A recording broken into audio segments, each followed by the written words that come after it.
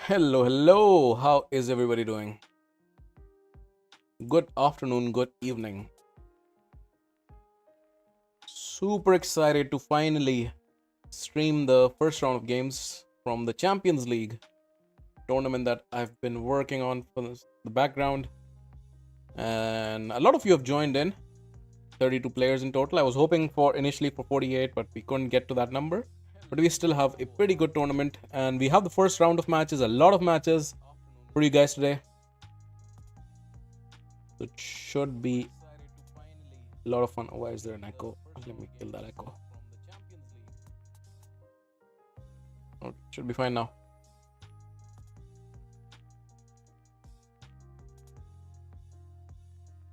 All right, so before we jump in, I want to do a couple of things. First off, I want to pull these 20 of the primals to complete basically the champion chase, hopefully. I did pull like around 10 primals before, and oh my god, I got... Yeah, I'm pretty close, 4,200, yeah, roughly halfway. So I did get a mythical. I posted about it on the Discord. I got Theodosia, one of the best mythicals. I'm so overjoyed by it. And I had a 5-star soul, of course, waiting in my huge collection of souls. Now, can I get lucky and get another one?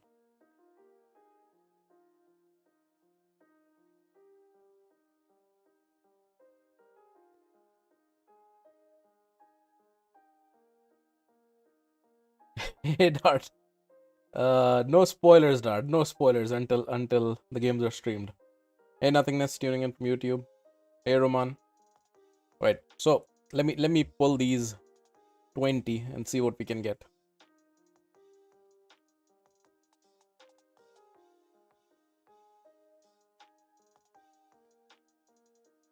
So far, one epic, Zargala. Another one, Warden. Where are the reds? Come on, one more red. At least help me complete the points. Okay, Pan. War Priest. Bloodbraid. Come on, red. Give me one more. I want to be greedy. Last one. Okay, of course not. They at least get the points. Probably not. There was not even a single Lego in there, so probably not. Ah. Do I need to pull some other shards to complete this? Was really hoping I wouldn't have to. Anyways, all right. So I think we can start. So let me showcase first of all the bracket, and we'll start off with the silver league, then the gold, and then finally the platinum. And so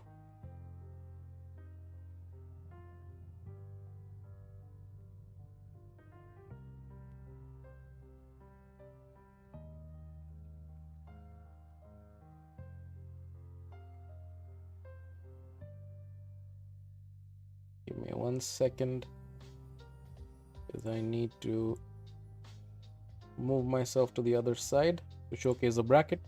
So here's the bracket for the silver league. So we have 8 players. So for the silver league and the gold league, initially my plan was to have a round of 16, but we didn't get enough signups in time. So we are just going to start off with the quarterfinals. And there's a single elimination bracket for the first time, because again, I just want to experiment. I want to test it out, how it goes. If things go smoothly, then next time I'll probably have a round robin or something like that, which also gives more chances for every player to stay in the tournament longer. But for now, it's going to be single elimination brackets. So we have 4 silver league matches: Freak versus TZ, Akai-San versus Radical, Brewmaster versus Pollocane, and then finally Ukiuq versus LordSchelm. That's going to be the order of the matches that we are going to go through, and should be a lot of fun. So how I got to the silver league is essentially by looking at... took all the signups that we got, and then I ranked them across different elements like player power, like live arena tier, tag arena tier, a lot of different things. and then made a placement ranking those players. The top 16 went into platinum, the bottom 8 went into silver, and then the remaining 8 went into gold. So if we got more signups, we would have a silver league with a more earlier game accounts. Unfortunately, this time we will see still mid-game-ish accounts in silver league. But regardless, it should be a lot of fun. And Freak versus TZ, that's gonna be the first fight. And so you guys know nothing about these two players. So in the next rounds, what I'm going to try to do is I am going to basically have predictions. And we can have a tiny prize pool for people in the chat who get their most predictions right. And right now, because you don't know anything about the players, it doesn't make sense to do it on this round, but in the next round onwards, we'll do so. What can I tell you about Freak and TreyTz? So Freak is a player with a player power of around 8 million. He says that his favorite champion is LeMans, and he hates going up against Galathir and Nice. Similarly, if we talk about Trey, his favorite champion is Hilvi, and he hates going up against Fabian. Now, one thing to bring up is Silver League rules. So for the Silver League, we have no rules, essentially. And Silver League is basically just gonna be, you can use any champion at as many times as you like. And the first 2 rounds are gonna be best of 3s. So quarterfinals and semis, and then finals are gonna be best of 5. So let me load up the first game. Freak versus Trey. And we can jump right into it.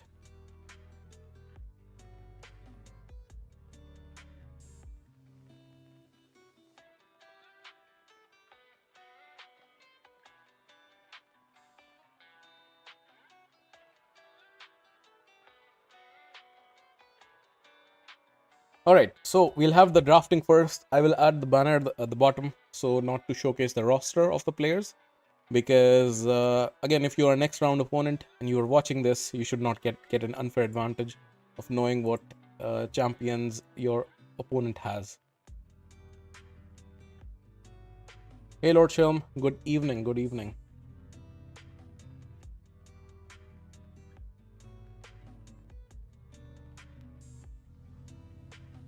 Alright, so let's jump right into it. We have TreyTz versus Freak. Freak goes for the first pick. It is gonna be an Armans. What does Trey go for? Trey goes for Hilvi. He did say Hilvi, he was a Stray champion, and he goes for Queen of Hearts. Freak then has the next 2 picks. Let's see what he goes for. He has said his favorite champion is LeMans. So let's see if he does pick up his LeMans in the first fight or not. He is thinking, he's taking his time. He is gonna go for LeMans indeed, and he goes for the Monkey King, Wukong. Trey goes for another speed booster in Arbiter and Leonardo the Turtle. And Freak has the next 2 picks. Let's see, he has already a 1 nuker, 2 supports. I'm assuming one of them, he's gonna pick at least 1 more nuker and potentially 1 more support champion. Maybe a speed booster. Actually, let me... I did not add the banner. Let me add the banner as well. It's gonna be Freak versus TZ, or rather it is TZ versus Freak, just based on where the players are located. Let me change that around.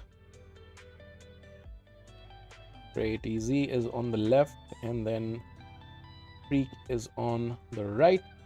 Best of 3, everything's set. Okay, let's continue.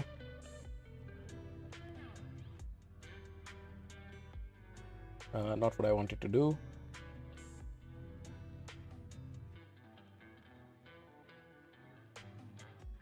Hey Ahmed. So Freak is taking his time. He is thinking about it, and he ends up going for his Niamhe and his Rat King. Oh, Niamhe is a very solid pick. It's a very solid pick, especially in this tier.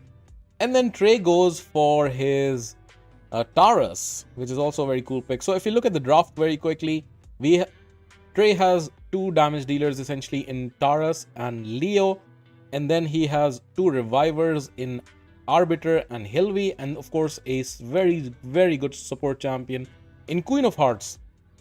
On the other side, Freak has Niamhe, Lammasu, and Armand as his supports. He has a nuker in Sun Wukong, and he has a bomb champion and nuker in the Rat King Nishak. Let's head into it. I need to remember to take off the tournament logo. So let's look at the bans coming in. So Trey bans the Nishak, and Arbiter gets banned from Trey's side by Freak. So let's jump into the fight. Let me remove this quickly.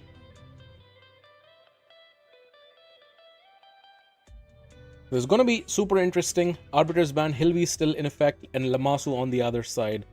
How is it going to work out? We will find out. Again, these games have been played offline, and then we are casting all of them. I'm looking at these games for the very first time as well. And again, please, if you are one of these players who've played in these games, please do not spoil it for anybody. Alright, so we start off the fight. Lammasu does get the first turn. She has the fear, and that fear is because of Taurus. Taurus's passive gives off the fear to certain factions, Demon Spawn being one of those factions, and that is why Lammasu has that fear. That fear is nasty because it has a 50% chance that she does not take her turn.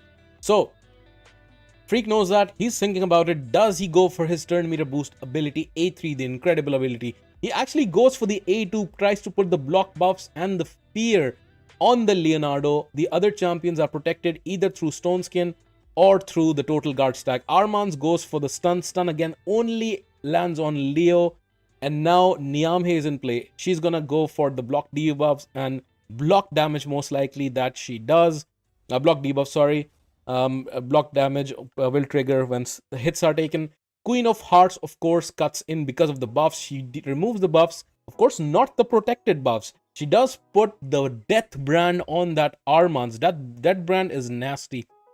Death brand, again, if you remember, if a champion is killed while wearing Death brand, that champion is blocked from reviving. It's a very good debuff to put on the Monkey King on Sun Wukong, because he comes back to life on his own all the time.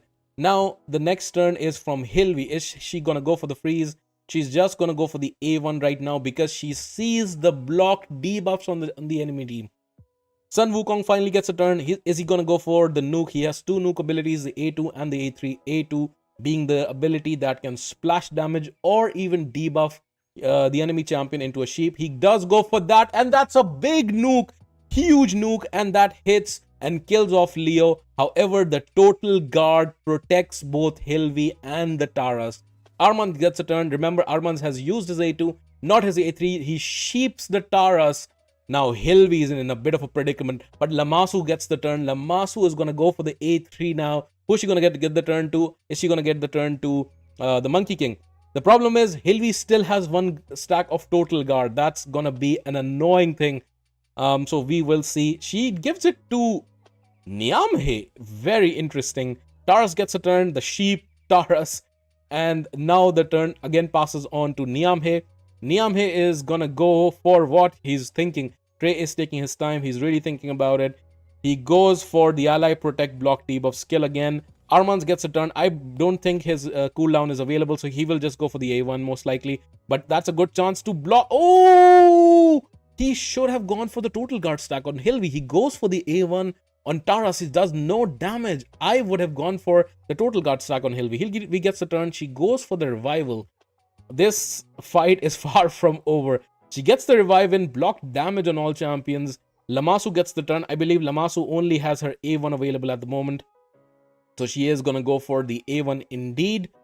Monkey King gets the turn. I don't think he can do much except for his A3 where he can steal that block damage. So he can do a lot. He does do that. That's a huge smack once again.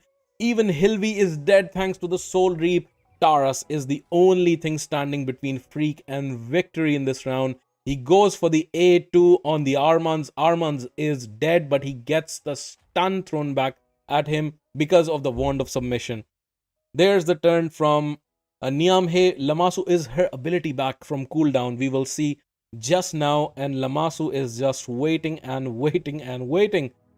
Lamasu can probably, I don't think she has her A3 available, probably her A2. Is she gonna go for the A2? Freak is looking very close to victory in this one. Is he gonna finish it off? He does go for the A2. Wukong gets returned. Wukong probably only has his A1 available. Is that it? It is it! Freak takes the first win in this best of 3. That was actually a very good game to start off the series and to start off the tournament. Really good showing from both players. Let me update the score. So we get the victory for Freak in the first fight. It's 0-1.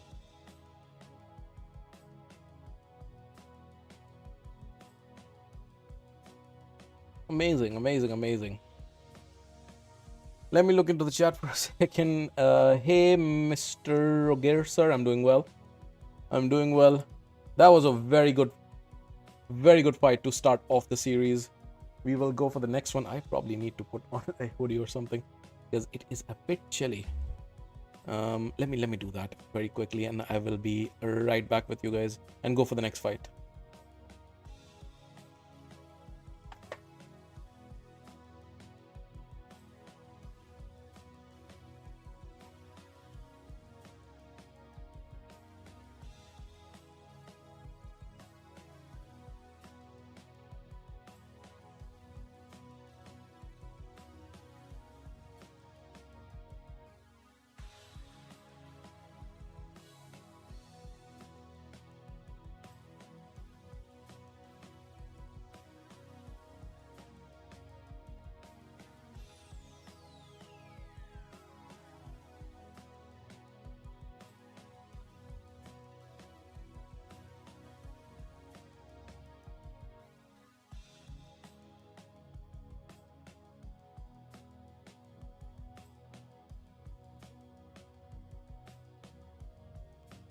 Alright guys, back.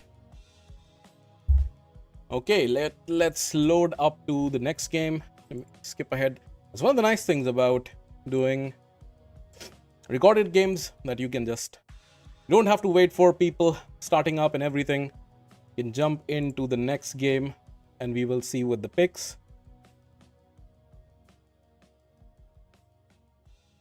Alrighty.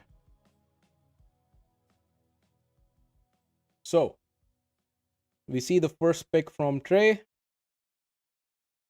What is he going to go for? Is he going to go for the same strategy, the same team?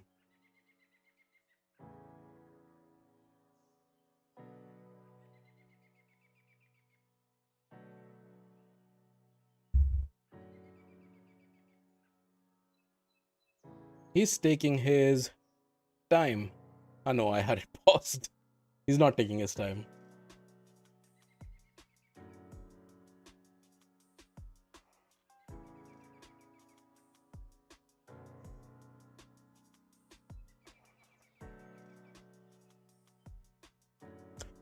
He is actually taking his time. The whole clock runs out. Freak is taking his time selecting the first champion. Is it going to be Arman's once again? That was his first pick in the last round. It is going to be Arman's. Arbiter and Hilvi is the answer. So exact same picks from Trey as well. Again, the Silver League does not have any restrictions. The restrictions come into play in Gold, which is basically champions need to be unique. The opponents cannot pick the same champions on our respective teams. And then Platinum has a different rule in which you can maximum use a champion 2 times in a best of 3 or in a best of 5. So that's going to be interesting, especially in the later rounds in Platinum, where you have to be more strategic about when you pick your champions. So the first 3 champions are pretty much the same from Freak. The order is different. Trey does bring in a new champion in the form of Glacier of the Meltwater. He is a reviver champion who also brings Veil, increase attack, increase defense. He's a very good Hydra champion. I barely see him in the arena, and which is why this is quite interesting, because again, in the Silver League and the Gold League, you will see some non-meta strategies in play, and this might be one of it. We don't know what Trey is bringing to this fight in the form of Glacier, but I'm very much looking forward to finding out. Arbiter is banned from Trey's side, and then Freak, of course, bans Niamhe this time around. So this is gonna be very, very cool because Nyamhe was one of the issues for Trey in the last fight. Will this work out for him? We will see very shortly. The game is loading up, and I will remove the banner so it doesn't get in the way. And we are on for the next game. Trey is Freak is up 1-0. Can Trey bring it back? So the first turn is with Lamasu once again. Last time he went for the A2. That only worked on Leo. So is he gonna change his strategy? Because again, the other three champions have total guard stacks, Mercurial set on. He goes for the A1, tries to remove the total guard, puts the decrease attack on Leo, does not really matter. He's a defense-based champion. Armans gets a turn, but now if Armans goes for the A2, he can stun two champions, but he actually gets stun thrown back at him. He gets a stun thrown back at him because of the Wand of Submission, the nemesis of Armans. The reason Armans has been gone out of the meta. We saw Hilvi take a turn, put the freeze in, and the burns on. Armans gets a turn once again. He sheeps Taras this time round. Leo gets a turn. Last time Leo was not able to get a turn. He died, he was revived, and he died once again. Leo does put his unkillable and counter attack on. This time we have to remember the last banned champion. The Nishak is in play. Is that going to change things this time around? Taras comes right back from the sheep. Of course, his cooldown is increased. Lamasu gives the boost and reset to Armans, and now Armans can stun everybody but Hilvi. But remember, he was stunned himself with a Wand of Submission. This time round, it works in his favor. Everybody but Hilvi stunned, and he sheeps Hilvi. It's looking very good for Freak to finish this off at 2-0 and take the second game. Is something gonna change to put Trey back on the map for this fight? We go for the A2, huge smack. Of course, there's protection. Oh my god, Leo with that counter attack kills off not just Armans, but also the Monkey King. You have to remember, guys, Freak has no revivers in this fight. He is an all-in strategy. Is it gonna work out? Nishak does get a turn. You have to remember, Stone Skin is on Leo, and it's a 2-turn Stone Skin because of that mastery. But the bombs will explode over Stone Skin. Now, the question is it going to be enough to kill Hilvi? So he's thinking he has to go for his A3 to put the bombs on. Is that what he's going to do? He is going to put both bombs on. Oh my god, Leo kills him. Leo with the counter attack finishes the job, and the bombs don't explode, and Trey comes right back into the series with a victory in the second game. It is 1-1. Fantastic opening game in the series. That Leo's counterattack, 2 counterattacks, was fantastic. First, he killed Armans and Sun Wukong. Second counterattack killed Nishak and Lamasu before Nishak could take his second turn and explode those bombs. That was snatching victory from the jaws of defeat from Trey's side, and he's leveled up the series 1-1.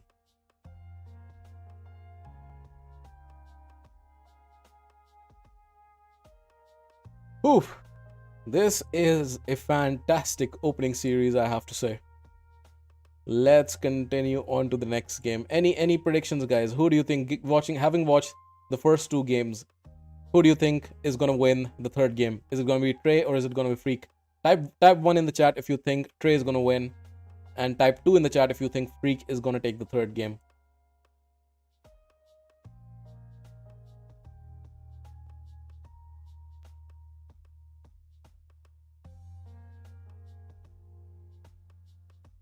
That counter attack, that was freaking amazing. saved him so nicely in that fight.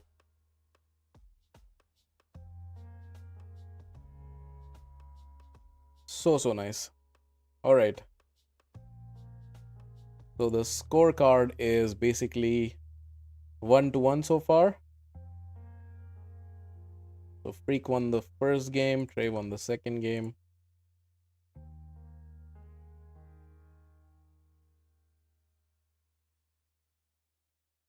So 1-1. We refresh the page, and then we are all set to go into game number 3. Oh, so conflicting opinions. Roman thinks it's gonna be Freak, and Ahmed thinks it's gonna be Trey. So let's load up and let's go into the next game and see what it's gonna be. All right, let me already go on with the banner so we can hide the roster from Trey. So next game, the selection is on. Is Freak gonna stick to his strategy, which has worked on the first game and almost worked in the second game? Let's see if he switches things around or he's gonna stick to the winning combination. And he knows now that Leo is dangerous. The fact that he was able to take care of that Leo in game 1 because of the block buffs from Lamasu was actually fantastic, because that Leo, oh my god, he was able to basically single-handedly finish off that game. Which was super cool. So Freak is again taking his time, and he's gonna go for Embrace. That's a change. That's a different champion that he did not pick in the first round. Hilvi Arman's taken in by Trey this time round. Of course, these are silver rules. So if Freak wants, he can still pick his Armans as well. There are no restrictions on the selection of champions in the Silver League. So let's see what he goes for. Embrace being the first pick is super interesting. And in general, if you are picking Embrace, you do want to pick him in the first position, because in his alternate form, the Embrace, the excess damage can kill off the nuker if he's in the lead position. So Trey goes for Arbiter. He's going speed strategy. He's going for his Arbiter and he's going for Leo. Arbiter was banned in the first fight, and if I remember correctly, he was also banned in the second fight. So Arbiter has already gotten 2 bans right here from Freak, because Freak does want his Lamasu to go first. It has gone first in first 2 games. Niamhe is picked again, and Sun Wukong. And Taras and Leo are the 2 picks. This time Fabian, which was a first time pick from Freak, was banned. Arbiter is banned for the 3rd straight time. And we are all set to go into the next game. So with these picks, are people still feeling confident with their strategies? The team is pretty much exactly the same on Trey's. So actually, the difference is Armans this time round on Trey's side, and Freak this time round brings in his Embrace, and his Niamhe is back. And that Niamhe, which was his winning condition in the first game, it was a massively important champion for Freak to win that game. We are all ready to head into game number 3 of this incredible starting game in the series, in the Silver League of the SMZ Champions League. So let's go into the game itself. And let's see if is Lamasu going to get the first turn again, or is the newly picked Armans going to take it. So block damage, protected block damage, of course, comes in from Niamhe. Lamasu gets the first turn. Is the fear going to proc this time? It did not proc in game 1. And Taras was not available in the second game, was he? Maybe he was. But is the fear gonna proc? It doesn't. He gives the turn to Sun Wukong immediately with the A3. Sun Wukong goes for the big nuke. He kills 2 champions right off the bat. Hilvi gets a turn. Hilvi can revive, but she actually wants to go for the freeze first. Taras gets the turn. Is Taras just gonna nuke them down? He's actually gonna go for the A2, try to kill off that Niamhe so the block damage doesn't proc. Or if it procs, it does kill off the 2 champions. There's protected block damage on Sun Wukong. The other 2 champions are left. Armans gets a turn after the revival. He can now stun them.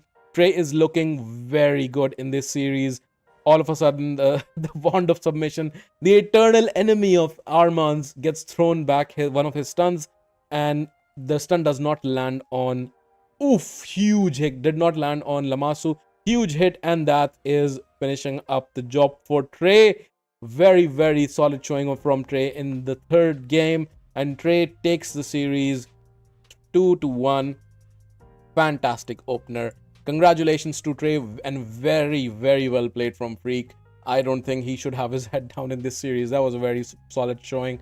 But with that, Trey moves forward into the bracket. Let me update the bracket itself to showcase where he will land up at. So the 3rd game is gonna be for Trey. Submit the scores, and there you will see it in 1 second. No, I'm showing you the wrong screens. There you have it. So Trey moves forward, and he's gonna be facing either Akai-San or Radical. That is gonna be our next game, and we're gonna find out who of them is gonna move into the semi-finals. Trey is already in. Congratulations, Trey.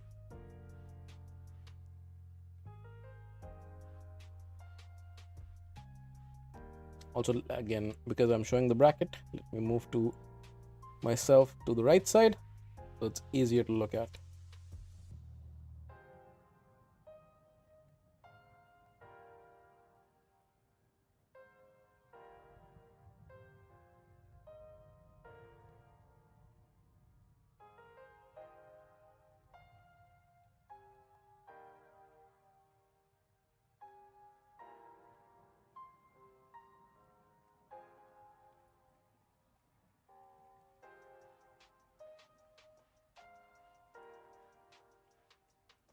All right, next game is Akai-San versus Radical. Let me load that up.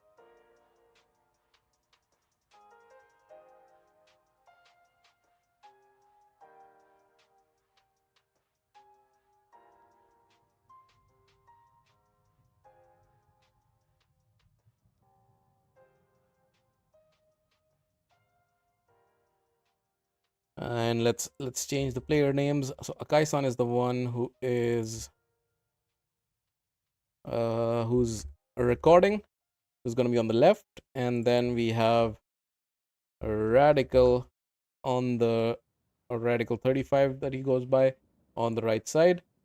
And let's reset the scores, 0 and 0. All right, we are pretty much all set to go into the next one. Let me load up the logo to hide the teams, and we are all set. Should probably make myself slightly smaller so the screen is better visible. Yeah, like that. All right, so again, silver league. So both players can pick the same champion, as we can see with the two arbiters being picked. Very fast prospects. That's already, I can see that that's a big difference to the last series. People are picking really fast. Let's take a look. So arbiter was picked. And of course Predator was also picked on Akai-san's side, and then he goes for Leonardo and Donnie. Pollen comes into play from Radical, and so does Leo. We see a Stock the Broken, and of course we also see Sulfurion, and then we also see Sun Wukong. Very interesting, and most importantly, very fast picks from both sides, Akai-san and Radical. Guys, just looking at these two teams, what are your predictions? What do you think? Who's going to win this fight? Let me know down in the comments. I personally think, just looking at the roster, actually it's tough. It's tough. Akai-san does have Predator, but Radical does have Stock as well as Sulfurion. And we know Sulfurion can bro. I still think Akai-san might have a stronger team. But again, we don't know how they are geared and everything of that aspect. So I think Akai-san has a slightly stronger team. But you never know. We will find out. Let's continue and see who the ban is going to be. So Akai-san is thinking about banning. He's really thinking about banning multiple. He does ban the Arbiter, and Leo gets banned from Akai-san's side by Radical. So Arbiter is in play from Akai-san, and that means that he's most likely gonna take the first turn. We will find out again in Gold League. There's a very good chance that the person with the Arbiter gets the first turn. He does. Arbiter goes for the boost. Donnie gets the next turn. He goes for the A3, interestingly. And then we have Sun Wukong. Okay, that was a vibe. That was a very quick vibe. That was just literally what you see in basically the speed meta. You get the first turn, you win. That's what happened. That was so fast. Let's watch it again. That was so freaking fast. He didn't get a chance. He did not have any stone skins or anything like that on Radical's side. He just goes for the boost, goes for 2 more buffs. Wukong gets a turn. A Predator does not even get a chance, and then he just nukes him down. Oh my god, that was just a speed win. Now, is Radical gonna adjust that? Let me update the scorecard, because that was extremely fast from Akai-san. He is now 1-0 up in the series in very quick time. So we will see if Radical is able to come back from that. That was a lightning fast round. Akai-San, if Predator is not banned, Predator was not banned, and Predator still did not even get to take a turn. That was crazy. All right, so we have the second game on the way, and Arbiter pick from Akai-San once again, and Arbiter and Leo. So basically the same picks from both sides. Akai-San goes for the Wukong once again. And what is Radical gonna change his strategy? Because I believe he's definitely gonna ban the Arbiter this time around. Is Akai-San still gonna stick to the Arbiter ban? We will see. Again, in a lot of lower tier arena, we see this. The speed meta is dominant, especially if you don't have any kind of Mercurial or Stone Skin teams, which Radical does not seem to have. He could have changed his teams, but this was way too quick for him to change anything. Akai-San goes for the winning combination. He picks the exact same team as round 1. Let's see if Radical's going to change the ban. Last time he banned Leo. Radical wants to take the first turn. He goes for the 6-star commanding presence on the High Khatun in addition to the Arbiter. Because in case Arbiter gets banned, and he is definitely... Oh, interesting. Akai-San does not ban the speed booster because he knows that he's going to lose the speed race. So he bans one of the nukers, and which means Tholin is the only nuker left on Radical's side. Akai-San bans the Arbiter, and then he goes for the Wukong lead. And this is going to be super, super interesting this time round. So Radical should get the first turn. He has 2 speed boosters, but he has only 1 damage dealer. The first turn is with Arbiter indeed. She goes for the boost.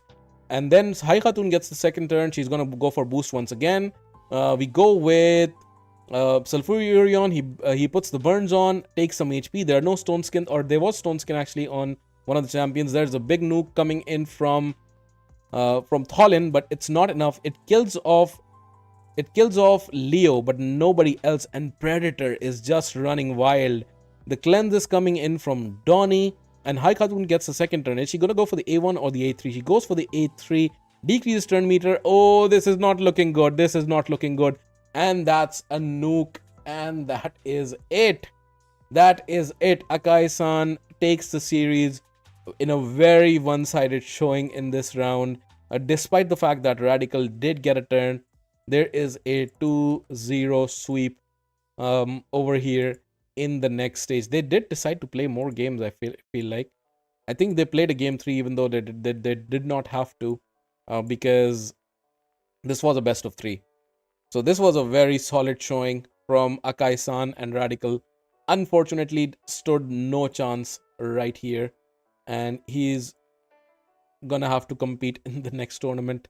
Akai-San moves on to the next round, taking both wins in the first 2 games and moving on to the next round, where he's gonna be facing Trey, who had a very solid showing against Freak. It was a very good competition. This time it was quite one-sided in this round, but it's going to be a very interesting fight. Trey versus Akai-San in the semi-finals of the Silver League coming on. So next match is going to be Brewmaster versus Pollocane. And before we get to that match, I want to drink a little bit of water. I'll be right back. Let me know in the chat what do you think of the game so far.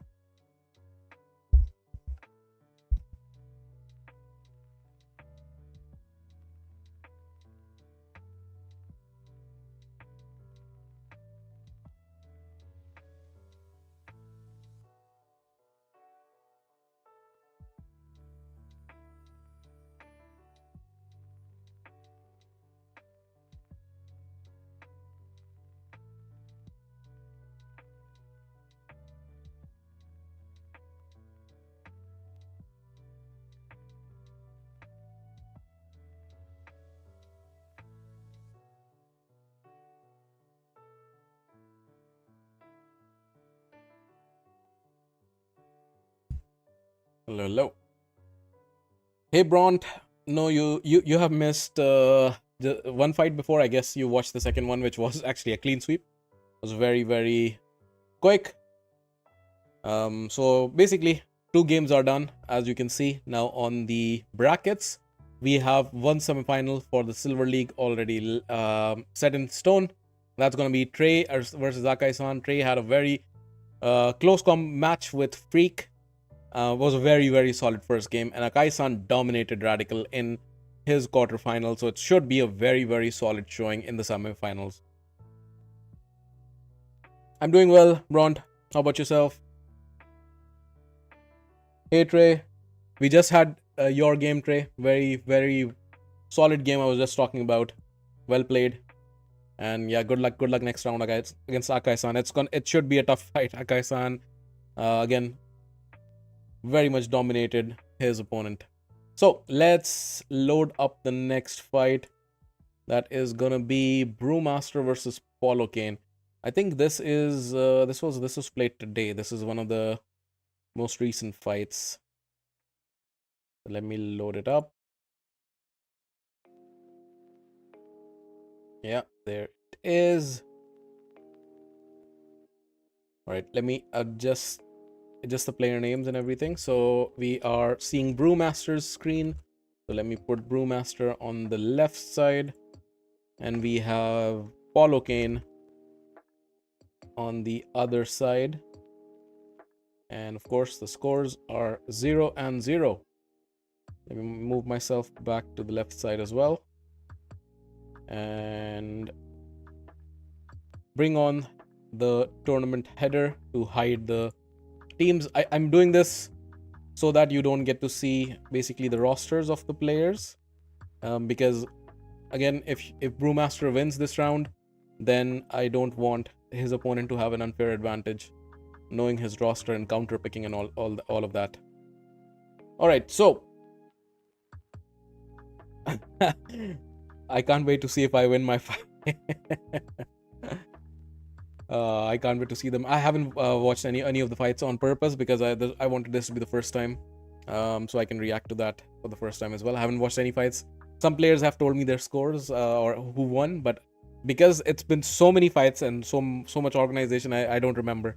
So most of the time I don't know who will win. So that's super nice. The benefit of having recorded fights is that, first of all, I don't need to wait for players and everything. I can pause, we can go back, rewind, we don't have connection issues, anything like that. Yeah, it's just much easier. And of course, it's much easier for the players to coordinate. They don't have to be available at this time when I'm streaming, but they can play. They send me the recording and they can play at whatever the time they want. Some of these players played when I was sleeping, which is great. So yeah. Anyways, let's go on to the next battle. Brewmaster versus Pollocane. Pollocane already has the first pick, which is Trunda. Again, this is the Silver League. These are a bit stronger accounts. They could have landed very well in the Gold League if we had more signups, which I'm hoping for the next season of the tournament we will. Again, you have to remember that this is a $200 prize pool tournament. We have had a $100 from myself and $100 from an anonymous community member who wanted to contribute to the tournament. The prize pool is split between all three leagues.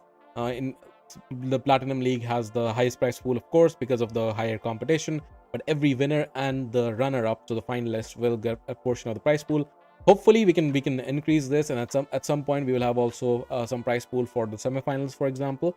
And from the next round onwards, because this is the first fight, from the next round onwards I will also have a very small prize for people. I will have like a predictions poll, and anybody who gets them right, most predictions right when I'm casting the games, is going to win that prize. Right now, because you know nothing about these players, I did not make sense. But the next rounds you will have already seen one of their fights.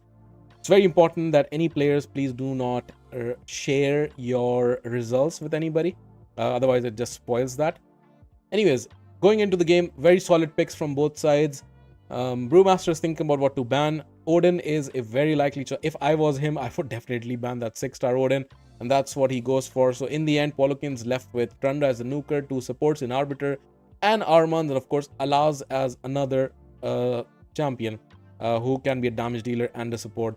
Brewmaster, on the other hand, he gets his Fabian banned. He has 3 turtles on his team, Leo, Mikey, and Donnie. Only Raf is missing, but he does have Niamhe.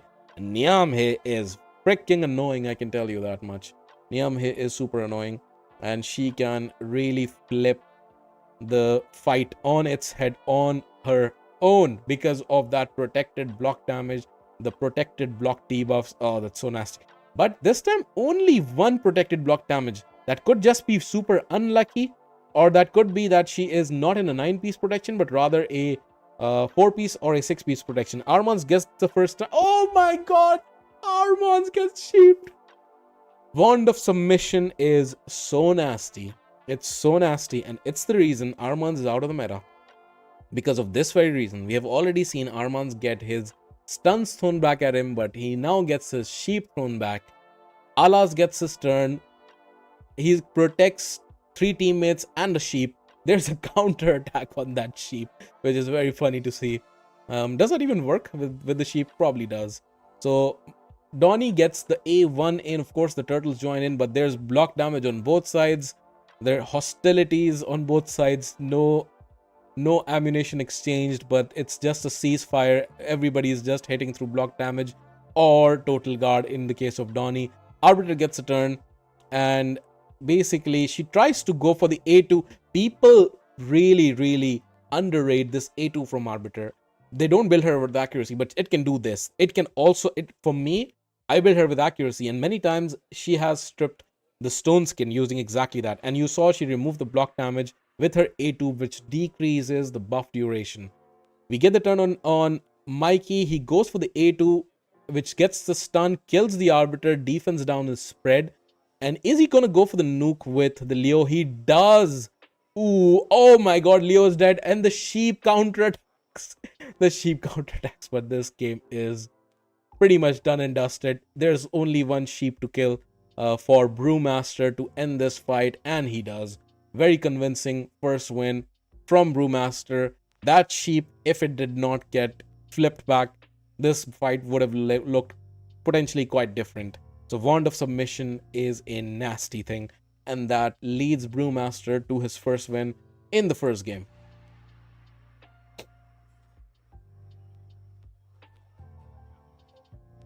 You can unsheep yourself on a counterattack even. Oh, really? That's super cool. Did not know that. Did not know that.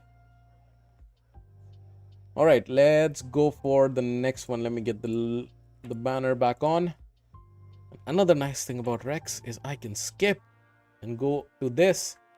All right, so we have the Fabian pick from Brewmaster, Trunda, and Arbiter. Pretty much the same pick from Pollocane this time round as well. And we have a lot of thinking from Brewmaster. If he wants to keep his winning combination, he's thinking about it, flipping through the different champions that he can potentially use. And he will go for the sheep. No, he was not the one sheep. Pollocane was. He goes for Leo and Donnie once again. Is Pollocane actually going to ban the Leo this time round? We shall see. Alas and Armans once again. Silver League, same champions can be repeated. Even the same champion can be picked on both teams because there are no rules in the Silver League. So then we have the final 2 picks coming in from Brewmaster. What is he going to go for? Is he going to go for his Niamhe once again? He is thinking about it. He is flipping through, and he goes for this exact same combination of Mikey and Niamhe. Is Pollocane going to go for his Odin once again and get his Odin banned once again? We will see. So Brewmaster is actually thinking of not banning Odin. He's really thinking about it. He's thinking of banning the Alas to not have that annoying block damage. But in the end, he decides to ban that Odin after all. Leo gets banned. So that's the difference, guys. Leo gets banned this time around. And Fabian is left in. So this is going to be a fight of Fabian versus Trunda. Trunda? Armans. Let me flip over this. And we are into the second fight of this quarterfinal. Arbiter goes first. He gets the increased attack and the increased turn meter boost. Armans, is he gonna get stunned? He is gonna get stunned. The Wand of Submission coming into play once again. And the opponent team is completely fine with Donnie cleansing everything off anyways. Alas gets the turn. Is he gonna go for the protection once again? Yes, he is. Arbiter has her turn again available. She's gonna go for the A2. Decreases stuff on 2 champions, Mikey and Fabian. This time Brewmaster does not have any damage dealers. Mikey is or can be a damage dealer. He did kill one shot basically Arbiter in the last fight, but he is now dead and he has no revivers. So all of a sudden, Pollocane can win this, even though the fears, the petrification does not make it looks like that. But there's a good chance Pollocane wins this because just because Brewmaster does not have the damage, he can basically use that wet noodle to hit him many times to kill Pollocane with those weak hits, but he does not have the good big damage available. There's very much Fabian can really control the fight for many turns, and that can very much happen. But there's a good chance that Pollocane, if he gets a turn, there's a big if. Now Armans gets a turn, he goes for the A1 and gets petrified in return. Of course, Arbiter gets a turn, she's gonna get petrified right back, or not petrified but rather feared. And Donnie goes for the A1. It's not looking good. One petrification for Allah's. He's selling petrification left, right, and center. There's the A2 from Niamhe. Arbiter gets a turn. What is she gonna do? She's gonna get feared. A petrification falls off. There's the A1 from Donnie. Oh, this is painful to watch. This is death by 1,000 cuts, essentially, what we're watching. And Arbiter, the reviver, is dead. Trunda gets a turn. If she nukes, oh, she does, the fear procs. RNG is not Pollocane's friend in this fight, not at all. There's the A1. Allah's finally gets a turn. Allah's gets a turn. Can this be a turning point? Can this be when Pollocane can finally nuke some of these champions? He gets the increased resistance and strength, and increased resistance is very essential over here. Stun goes on Niamhe, interestingly, but no fear because of that increased resistance. But that increased resistance is about to fall off. The sheep is sheeped again. Oh my god. Why do people play Armans? Why do people play Armans? Why do people play Armans in this meta with the Wand of Submission so prevalent? Trunda gets the turn. She goes for the A1. Not very solid hits. Not very solid hits indeed. The petrification comes in through the increased resistance. So it is going to be a death by 1,000 cuts. It looks like it. I thought this game was over once the damage dealer died on Brewmaster's side, but I think it's looking so bad. It's looking so bad. He's controlling the fight. He's not letting him take a turn, or his champions on Pollocane's side are not hitting very hard. They're slowly dying. That 9,000 damage from Donnie is really dropping, and 1,800 damage on that weak hit. Another champion is dead. The cuts are coming in, and that was a very weak hit. Gets petrified in return. You have to remember, guys, a petrified enemy takes less damage even. So Brewmaster is really taking his time, enjoying killing him slowly, very slowly. That Trunda is not hitting hard. Gets petrified in return. This is a very painful fight for Pollocane, but he has to fight till the end because it is his lifeline. If he loses this fight, he is out of the tournament. So he has to fight, but it looks very much dire for him. I think this game is pretty much over. Allah's is the last one left, and he is locked out. He has been petrified so many times that he would rather be a statue instead of a champion in the game. And that is going to be it. Brewmaster gets the second win as well. And that is going to be 2-0 to Brewmaster, who moves on to the next round in a very convincing fashion. Pollocane, unfortunately, could not bring enough damage to kill off any of the champions on Brewmaster's side. I believe they decided to play a third game as well. It was not needed because it was a best of 3. But I will just quickly see the champions available, and if Pollocane actually won the fight. No, he didn't, unfortunately. Not even the third fight. All right, so let me load up the brackets, update it. So we had a 2-1 win, or 2-0 win from Brewmaster, and let's refresh the brackets. There you go. I have to move myself for you guys to be able to see this. So Brewmaster moves on to the next round, to the semifinals, and we have the final game left, which is Ukiuq versus LordSchelm, who's gonna join Brewmaster in the semi-finals of the Silver League.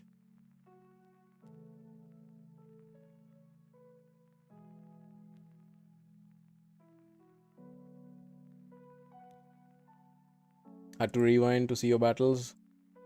They were very good battles.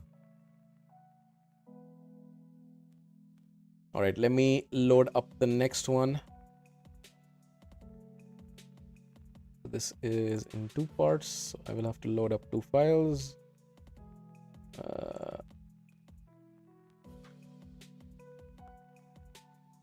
Apologies. Did not expect the game to start there.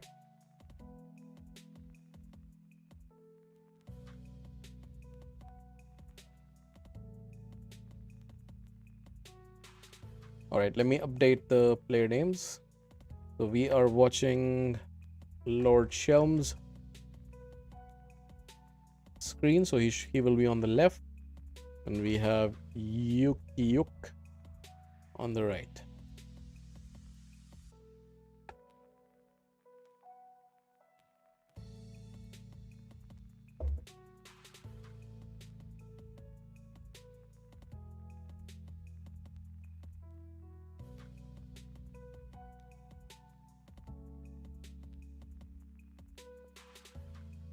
All right, I think we're all set. Let's go into it. The first fight, last battle of the quarterfinals of the Silver League.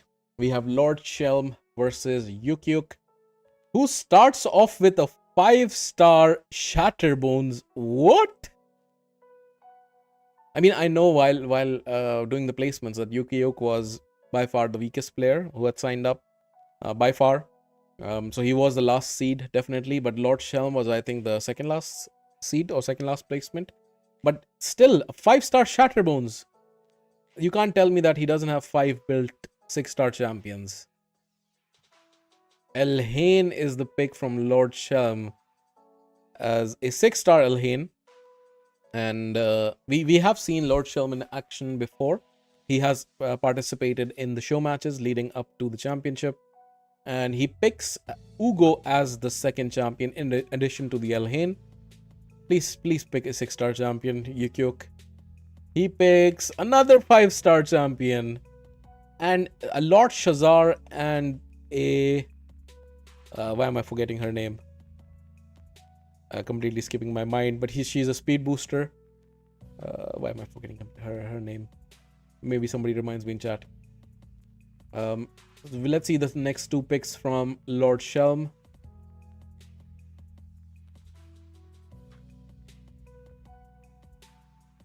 Two 5-star champions. One of them is not even 5-star ascended. At this rate, it might be a 2-0 already.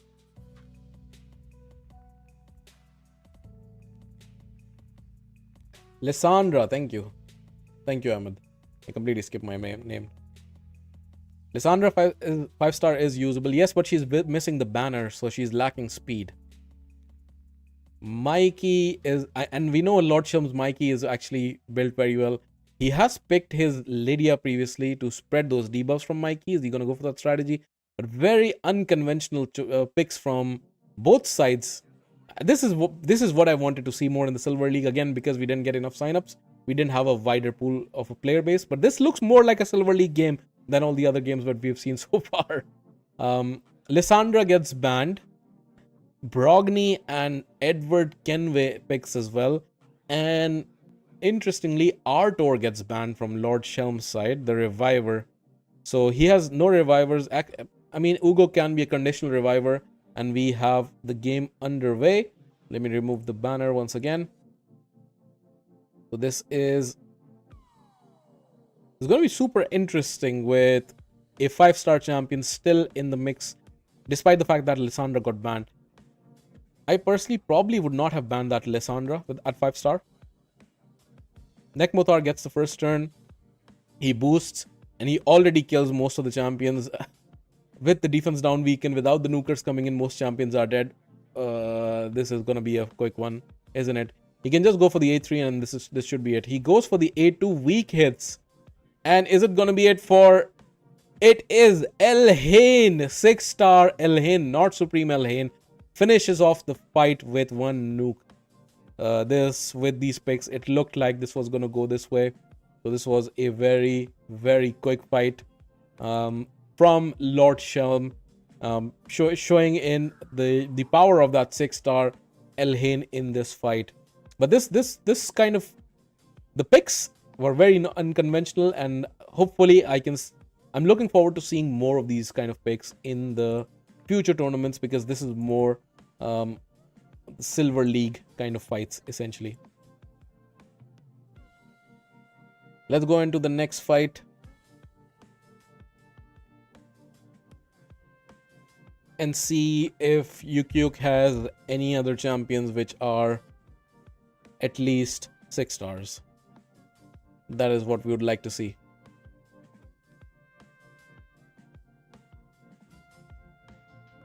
So first pick is going to be from LordSchelm.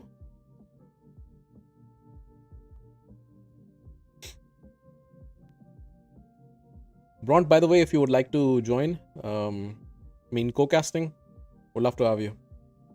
I know it's spontaneous right now. We can plan for it next weekend, of course, with the semifinals and finals. But if you would like to spontaneously join, very much up for it. Chatterbones has a 25 10-meter boost and decreased speed. No budget speed champ.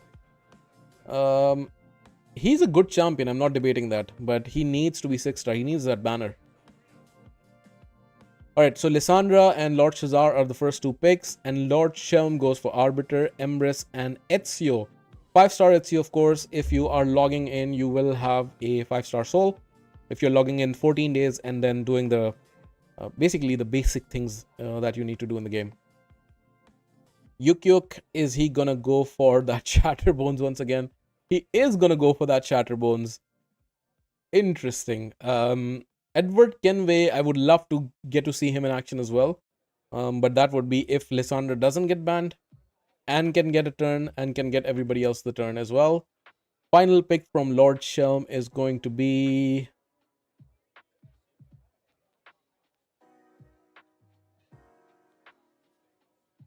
It's going to be Artor. So Artor was banned in the last fight.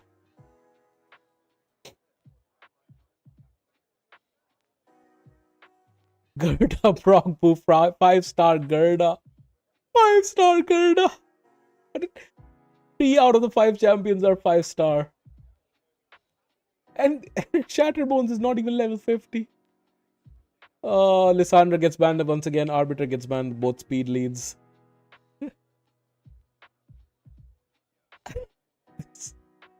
This is super interesting.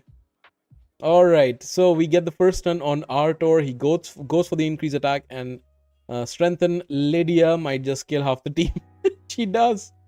And the A2 should finish the job, or A1 rather. He's gonna transform. He's not gonna take any chances. But yeah, this... Unfortunately, I think Ukiuq was not well equipped for this fight. Unfortunately, it's a very quick showing from LordSchelm, and that is going to be a 2-0 victory, and he is going to move on into the next round. Let me update the brackets once again.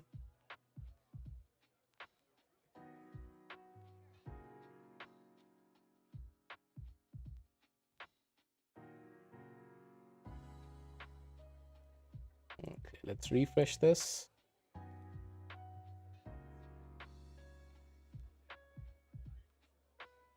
Alright, so that's the final bracket for the Silver League.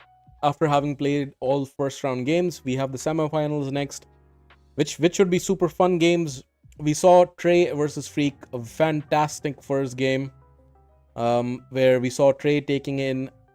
we saw him coming back, so he lost the first game, then he won the next 2.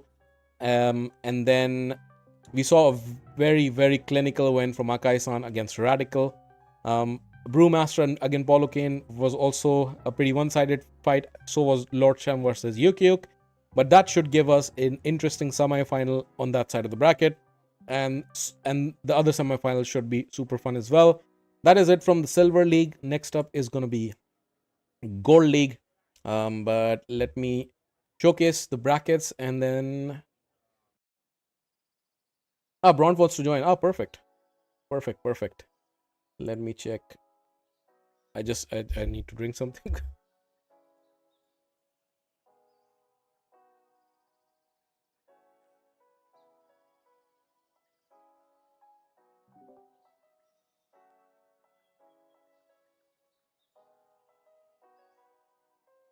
Hello. Can you hear me? I need to... just one sec.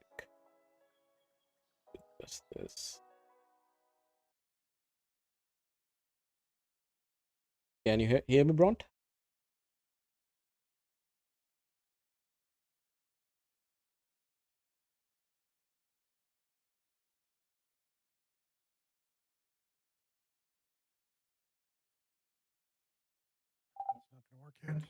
Now it seems to be working. Can you hear me now?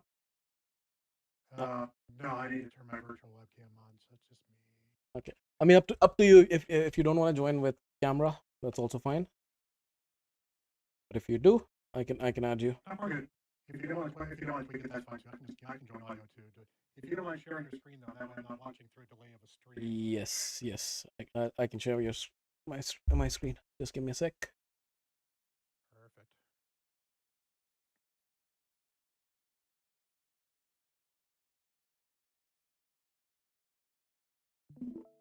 There you go. All right. So Perfect. first off, thank you very much for jumping on. At basically no notice. No worries. What do you think of the game so far? I know you've been watching for a bit. Yeah, they've been fun. I mean, I know I was surprised they didn't make it into Silver League initially, just given my free-to-play account being kind of low. But some of those accounts that were fighting in the Silver League looked like they would have given me a run for the money too. So yeah. I think that was mostly because of the placements. Again, I was hoping to get 48 signups, so then you'll have more players, and then you'll get more of the accounts that we saw in the final games in the Silver League.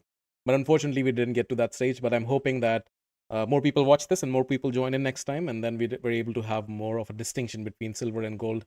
I feel like this time Silver and League and Gold League are gonna be very similar.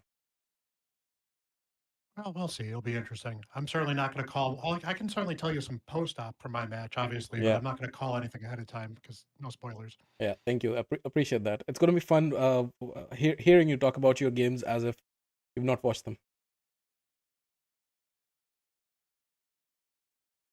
All right, so this is the Gold League bracket. We have 4 games once again, and let me update a couple of things over here.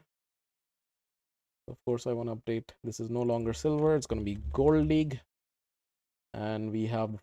Let's load up the first game. So that first game is gonna be Deadninjaaa versus Afghan in triple A's, and then Afghan. All right. So let me load that game up.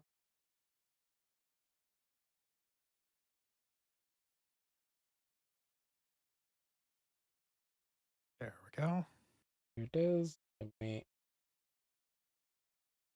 load up the banner as well. No, not the prettiest looking banner, but it hides the teams to not give an unfair advantage to anybody. All right. I mean, you probably can see the whole screen, so you do get an advantage. Ooh, I'm cheating. All right. So we have Afghan versus Deadninjaaa, both level 100 accounts, and they were similar when I was ranking them. They were similar in all of the player power and whatnot, but again, it's very difficult to place these accounts. There's so many different things going on. So Well, yeah, I mean, it's there's a lot of stuff going into it too. It's not just player powers. It's just figuring out how many champions they've got built, and on top of that too, some people just don't have the gear. Or they do have the gear, so definitely. All right, so we have the first 3 picks. We have Armands from Afghan side, which was responded from Deadninjaaa with Marichka and Arbiter. And this time round, guys remember there's the gold league now, which means that it's essentially gold live arena rules. So you can pick the same champion in the different stages of the fight, but the champions between the two players have to be unique. So if Armans was picked by Afghan, Armans cannot be picked by Deadninjaaa. So basically just the gold rules. We see the first mythicals coming into play. We didn't see a lot of mythicals in Silver League, except for Emrys, I think, was in one of the fights. We had an Alaz too in one of them, but And yeah. Alaz, yeah, you're right. Alaz was the other one, but not as many mythicals as already we see. What, 5 mythicals being picked? They're drafting very fast. That's also the difference that I'm noticing. So what do we think of the draft so far, Bront? Well, it's interesting. I know Deadninjaaa led off with Mariska and Arbiter, but that makes some sense because you get the Reviver immediately with Mariska as well. So you either get a speed lead or a Reviver, which is kind of nice. It's interesting. Geralt is somebody I don't see a lot in like high-end live arena yet, but I think she's going to show up a little bit more. And it's certainly nice to have Geralt in there as well. The initial look at this right there is just kind of interesting because you've got a Siegfried that might be able to out nuke everybody, but you've also got the chicken that might kill Siegfried on that attack, and you've got Galathir that can live through it. So it should be an interesting match. Definitely, definitely. And the Armand's ban is not what I would have expected, because he's letting him go with 4 or 3 mythicals and Hilvi, which is basically a mythical for that 5-star blessing. I think it's a play in his speed because I think it's all the speed aura for Armands and to make sure you don't get locked out by Armands. That's true. That's true. Although a lot of players do build Hilvi with a lot of speed. I don't know if you watched it, but Ash recently showcased a Hilvi with 500 speed. I believe that was Crusen's Hilvi. Yeah, it sounds like a cruising build. All right. So I think we're all set. We got the Arbiter ban. They are definitely playing on the speed to try to get the first turn. And we did see some of these fights in the Silver League where it did come down to speed. And in one of the fights, the person who got the first turn basically won. Arbiter on Deadninjaa's side gets the first turn, goes into Marichka. They have total guards. Siegfried goes next, and huge nuke. Oof. That was a big hit. Ooh, wait. I did not remove the logo. Sorry, let me go back in the fight because I forgot to remove the logo so people couldn't see the entire fight. Not much has happened, so we can go right back. Arbiter boost. Marichka goes for the boost again. Siegfried is gonna go for the nuke. Kill off 3 champions. The revival comes into play from the Galathir. Oh, and he doesn't go for the revive just yet because he wants to go for the Hilvi revive with the block damage. Makes some sense. He goes for the A3 despite having no stone skin. He was trying to go for the fears. There's the A2 from Arbiter. Marichka gets a turn. Is she going to go for the A1? He is going to go for the A1. Ooh, Embrace. Galathir transforms. Galathir is going to go for that stun, I believe. He goes for the block active skills, which is even better against mythical champions. Hilvi comes into play, freezes, burns, and I believe Afghan has very good control in this fight. What do you think, Bront? Yeah, that's there's Afghan, I think, has got this one so far. The no damage Embrace, and that's not that he's got no damage, but if he's got 9-piece Mercurial, which it looks like he does, that's going to Ooh. make it hard for him to do any damage. So it's all Siegfried as far as damage is concerned. Definitely. And he does get stunned. He did kill Garel, but she was brought right back. And it's looking dicey for Deadninjaaa. That Embrace has not been able to transform. And you do want to get Embrace into form 2 as quickly as you can. I don't think he does with this build. I think he's actually looking to play off of somebody's dying and then he kills you with Necrosis, I think is the way this build's supposed to work. Interesting. Garel transforms, and she might just finish off this fight in this hit. Gets the extra turn with the Probably. buffs on, and boom, there it is. There it is. Yep. There it is. Pretty one-sided, but there was, of course, the threat of Siegfried. But he navigated it very well. We saw that huge nuke starting off from Siegfried, which killed 2 of his champions.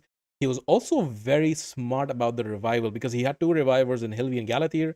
He used the Hilvi revive because that also provides the block damage. So very smart play from Afghan, in my opinion. What do you think? Yeah, I think that was a good way to go for that. I think that, yeah, I mean, just looking at this here, that Embrace build is an interesting build. I don't think it's a bad build, but I think it's going to struggle to do damage. And if Afghan can bring this level of support and control, it's going to be difficult if Deadninjaaa can't bring more damage. Yeah, definitely. But so Embrace's Necrosis, does it not stack if he's in the second form? I believe it does. It does, but on its first The form, it procs at the beginning and the end of Embrace's turn. okay. I've actually never used that strategy, so it's fascinating. Learning about this as Yeah, I've well. actually, there's a couple times where I'll do it on my free to play because Embrace is a big part of my free to play, where I will not bother transforming him because his A1 can still do good damage on that first form. And then on top of that, you get a double proc of necrosis for that extra turn. So, Very smart. I I just learned something. That's amazing. Thank you, Bront. yep, All right, so we are going into the second fight, guys. I will remember to remove the banner once again. I've been going so far. I did so well in the all the games of the Silver League. I just forgot here, but I will try to remember to remove it. I'm We, distracting you too. So, thank you, appreciate that. We goes for the Arman's pick once again. Let's see the picks from Dead Ninja's side. Does he prioritize his best champions as the last fight?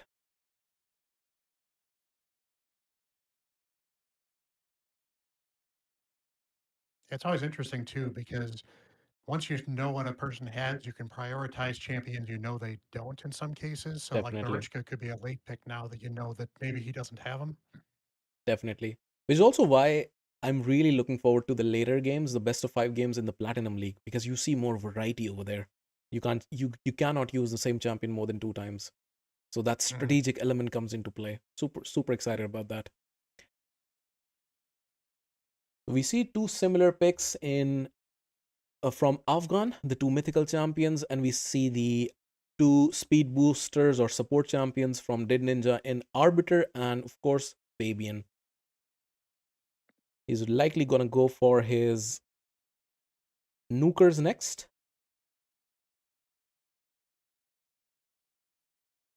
That A1 also increases debuff duration. Very nasty with Carnage debuffs. A very interesting point, Euler. Why is Dead Yeah, Ninja 1-0? Carnage there certainly is going to be a good call. And yeah, I don't see any reason Afghan would go with any other team. Oh, nope. Yeah, Looks like he is. he is. He's actually gonna pick. That's also very interesting. And by the way, thank you very much, Ahmed. I flipped the scores. So we see Calvilax pick, and do we see the Calvilax pick because he noticed that there were not a lot of ferals or the Stone stone skin or skins? anything like that. Yeah, Yeah, that lets him then possibly keep the Armands. And if the guy was afraid of the Armands in the first reason to try to push for Armands. So definitely. And that's a very smart choice from Afghan because he knows that Dead Ninja has to ban that Calvilax, otherwise he's dead because it's a 5-star Calvilax with that 5-star blessing. So he gets to pick uh, his preferred lineup of those 3 mythical champions and the Armans because of that Calvilax. So I think he has the big upper hand already in this draft. That is crazy. All right, let me go into the fight and I will turn off the banner.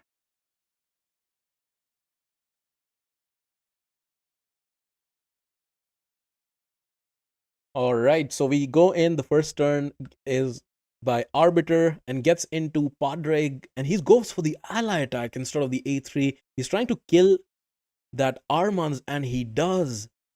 We have the turn from Galathir. He cleanses off that Enfeeble, and Marius does get the turn. He goes for the boost, and he tries to kill, and he does kill the Garrel, but of course, Gallius does get the turn, and Gallius is going to go for the smack.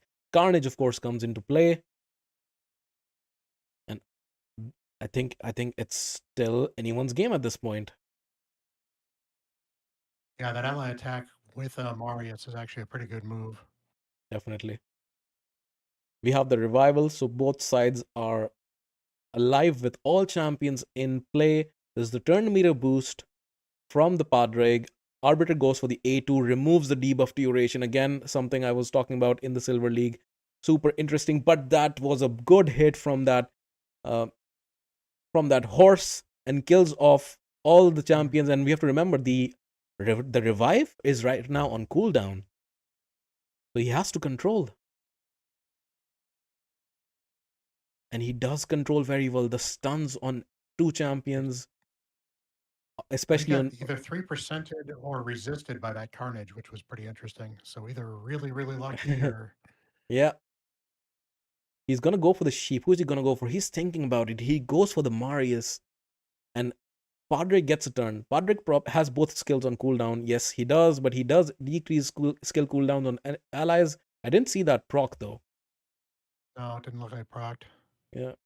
So there's the A2, does kill the Carnage, and does stun the rest of the team. Oh, this is looking dicey. Deadninjaaa was doing so well with that Marius, but Arman's taking control of the fight. Yeah, this shows why he was afraid of Armands, and he has a right to be. Armands, if he's in the right team, can still take control of the fight. Definitely, but we did see Armands getting sheeped all the time in the Silver League. This Armands has either gotten very lucky or there are no one of submissions over here. This ally attack is not going to do anything because Arbiter is definitely not an OP. On the horse, which would be... Yeah. That sheep attacks that horse dressed as a sheep. But of course, he's not gonna do any damage whatsoever. And I think it's looking very bad for Deadninjaaa. Armands is gonna go for the stuns once again, and he lands all the stuns. This has been a bit unlucky for Deadninjaaa, I feel like. But very close fight overall, despite the fact that the scoreboard's saying 1-0 and it's gonna say 2-0 once very soon. The fight has been closer than what the score suggests. And that is gonna be it. I think this was a closer fight than what the scoreboard says. What do you think, Bront? Yeah, that was definitely a much closer fight. Carnage gets a few extra procs of his A1 for the counterattack. Suddenly it changes the thing. Marius landing the weaken on a couple of champions might have helped a little bit. Just a couple of RNG things, maybe even you said, maybe the wand not procking. Who knows? Definitely. But very solid showing from Deadninjaaa. I know he has a pretty solid account. We've showcased him before as well. And Afghan takes that win. Let me update the bracket quickly, and we can jump into the next fight. Any predictions on the next fight, Bront? Not going to say anything. The next I'm fight is excited to see who wins the next fight too. the next fight is going to be actually involving Bront. And yes, he's going to pull double duty. He's going to be casting and he's going to be fighting in the background. Because these are definitely... I've actually fought Afghan in live arena on... I've come across him a few times. I don't remember which account I've come across him more, but he's definitely a pretty good account, so... Definitely. So if you win your fight, then you're definitely facing him in the semifinals. And we're going to find out if Bront was able to win against Nothingness. Again, if you're not aware, these are not live games. These are recorded games. Which is why he's able to pull double duty over here by also casting. And it would be fun listening to him cast his own game and try to sway us that he doesn't know what's going to happen next. Going to be super, super interesting. All right, so I'll load up the next fight. I mean, we had a false start on ours too, because in the first draft, we ended up drafting the same champion on accident. I looked at it and said, oh crap, I can't do that, and immediately quit the fight, and we just restarted. But yeah, let me update the names of people as well. So Nothingness was recording, and Bront is gonna be the opponent. 0 and 0, and I think we are all ready to jump in. Let's go. So this is your free to play account. This is your alt account. yeah, this is my free to play account. Yeah, so Nice. All right. So Embrace is the first pick from Bront. Let's see what Nothingness responds with. He responds with a Fabian and a 5-star Predator, which is also +1. Did he feed his Yeah, Pythian? I was not looking forward to this fight right when that happened. He probably fed his Pythian after watching that scratch video. But we also get the Duchess and Bayek from Nothingness, and Bront has responded with 2 speed boosters in the form of Arbiter and in the form of Morrigan. Morrigan is a fantastic champion. I'm a huge fan, but I don't think I have used her in live arena in a long, long time. Morrigan was the first champion I actually got on this account, her first legendary, so it was definitely I've been leveraging her a lot, and I don't have a lot of speed boosters, so she kind of fits into that mold. Yeah, she's a very good champion.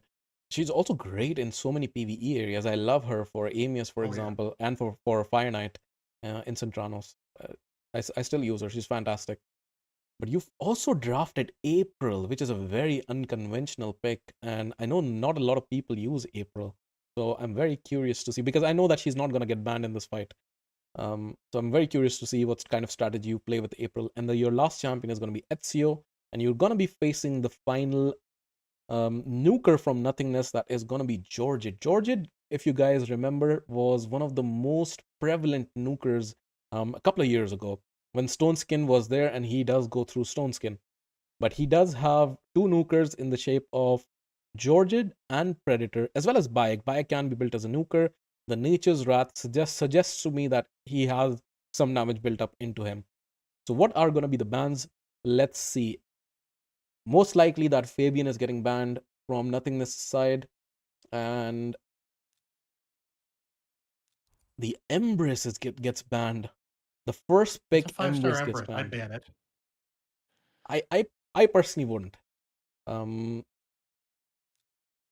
Interestingly, Predator gets banned and not the Fabian. So we have a Yeah, and very I can tell you that if you want to pause for a second. yeah, The reason I decided to do that is I was hoping that I would keep my Ezio. Ezio doesn't need to crit to do damage. that's true. So I figured I might have been able to actually get around Bayek's passive with Ezio. That's a very solid strategy right there, because again, you have to remember that Ezio can deal damage with his poisons because of this blessing at 5-star, as well as most likely you have the relic, the Arachne Elixir relic. Again, probably you don't want to spoil Yeah, that I've got a secret. Recliter on him, and then of course that if he's got Stone Skin, it's bombs instead. So I'm good shape either way. Exactly. So that is gonna mitigate Bayek's passive, which is why Bayek was not banned, but the Predator was. Predator is a solid ban, definitely, over here, because again, Predator is just such an annoying champion to face, and you can bring all your strategies as you like, but Predator can just kill you by surviving alone and then just wiping your team. So pretty solid bans from both sides. Let me remove the banner, and we are jumping into the first fight.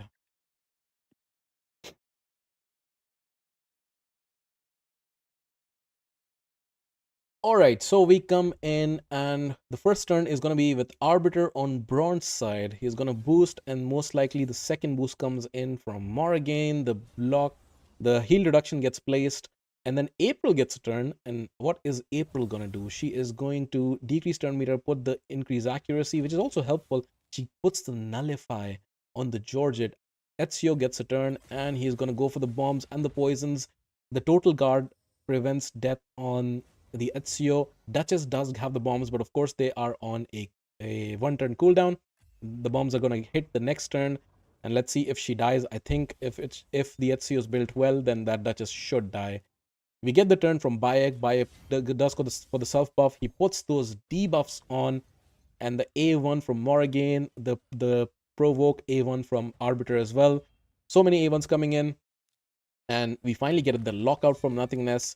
Says Fabian, and he's gonna go for the petrification on the Arbiter. Interestingly, of course, Duchess dies as I predicted, and the huge nuke from Georgid. And now Arbiter can revive, but no, she can't because she's locked out. So this is looking quite dicey, and Georgid gets the turn, and that is it. Unfortunately, 1-0 for Nothingness. Yeah, it was unfortunate. I think, well, It turns out locking out whichever one I locked out wasn't an issue because Ezio was going to kill both of them anyway. But the only thing I was a little frustrated with is sometimes Ezio drops those bombs on somebody with stone skin for a 2-turn cooldown and sometimes for a 1-turn cooldown. And it doesn't quite seem to want to change out whenever it should just be a 1-turn cooldown all the time, as far as I'm aware. And I'm not quite sure why it does the 2-turn occasionally, Isn't but I isn't see it it pretty often. isn't it one turn only if it's like Oh, all it's all champions got enemies bombed? under stone skin. That's why. Okay, that Yeah, yeah. yeah. I think that's. Let me confirm in the game, but I think that's the reasoning. Yeah, I just looked at it. It says Yeah, A2, and it is everybody has to be in stone skin for the bombs to be in 1 turn. yeah, Okay. exactly. If all enemies under stone skin, decrease the detonation to 1 turn. So in this case, there was total guard on, uh, what's his name, on Bayek. That's why I believe. Quite annoying. Anyway, so we have Nothingness 1-0 up. It's a close, quite close fight than it looked in the end. But let's go into the second game and see, because half the battle is going to be on the draft. And let's see what we get on the drafts. Let me put back the banner. So the first pick from Nothingness is going to be that damn Predator once again, which most likely Bront is going to ban one more time. Trey in the chat thinks Bront is going to win this one. Let's see. I mean, I got a chance to buy. This is where the gold format heads in because I did draft Fabian, made sure he couldn't draft Fabian. Yeah, that's a very good plan. Of course, the champions on both teams need to be unique, and drafting Fabian stops your opponent from drafting it. Marichka and Armans, and then Baron. Baron is champion we don't see very often these days. Baron comes into play. Maybe his last pick is going to be. He's really Yeah, taking its Baron is time. dangerous with Marichka because he might join in on that A1 with his A1. Yes. Wow, very unconventional picks. So we have Mortu Macabre, which is a champion that can be very nasty, but we don't see him very often these days. So Bront goes for the cat this time round, and of course Morgan is the last pick. Who's gonna be the ban from Nothingness? He's gonna ban the Arbiter, and he is gonna let the Emrys play. And we've been hearing Bront talk about how good Emrys is. We're gonna see him in action and see if Bront can use him to get the win. Bront bans the Armans, and we have Marichka lead versus the Fabian lead. And we go into the next fight. Let me remove the banner before I forget. And we are in. Yeah, it's much like with Ninja. I know I can't deal with Armans if he can lock me out, so I got to ban the Armans and hope I can control Predator. Definitely. So who gets the first turn? That's going to be Morgan on Bront's side, and Fabian gets a turn. He's going to try to lock everybody out. Is it going to proc on Predator? It does. And Emrys gets the turn. The Emrys, what is he going to do? Is he going to go for the A2? He does. He puts the fear on Baron.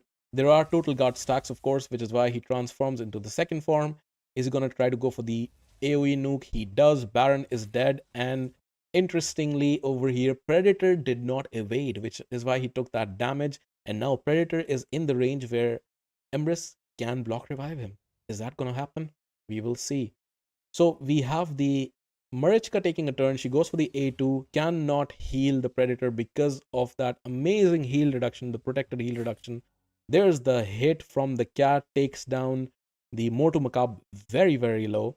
Morgan gets the turn. She does have buff strip on her A2. That's exactly what she goes for. She does get feared back because of the Wand of Submission on that Predator. And Mortu Macabre goes for the A1 because he is locked out. We have to remember. So is Predator. Predator kills and dies. Unfortunately, the block revive doesn't come into play.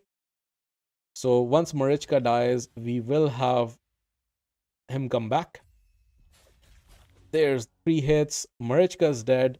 The 2 champions, the 2 nukers are going to come back, and the A2 is available. He goes for it and dies once again. Oh my god, Predator basically dies 2 times trying to go after that Emrys. And now we have 2 champions, basically a nuker and a support versus 2 nukers, no revivers on the field. Oof, Bront, who do you think is gonna win here? I'm not saying. Baron does get the turn. Baron, we know, can smack very hard, but the block damage, of course, procs in. Over here, Morgan gets the turn. She goes for the A1, defense down. Mortu is Yeah. still locked out. He goes for the A1. Morrigan's heal reduction is doing so much work here. And the big nuke comes in, and that is the scores are level now 1-1. What a fantastic showing from Bront. That was so good. That was why you I should like my use game. Morrigan. That was why you should use Morrigan. Yeah, Morgan just does a lot of stuff for PvP too. It's just she's been power crept a little bit, and it's not quite as good as some other champions. So that's why I still Definitely, don't see her a lot. definitely. You got quite lucky with the hits, first of all, from Fabian on the Predator, and then from Emrys as well. And then the fact that the Predator died not once but twice to Emrys's passive was super cool. Because I thought that you were gonna block revive that Predator once he was so low with that heal reduction. Never got a chance to. I never got a turn. He killed himself. He did your job for you. All right, so we go into game number 3, 1-1, the final game in the best of 3, Bront versus Nothingness. Who's gonna stand out? First of all, we will see what the picks are gonna be. Now, both players have a bit of an idea on each other's rosters. They're gonna go for pretty much the same picks. Nothingness goes for the Fabian this time round.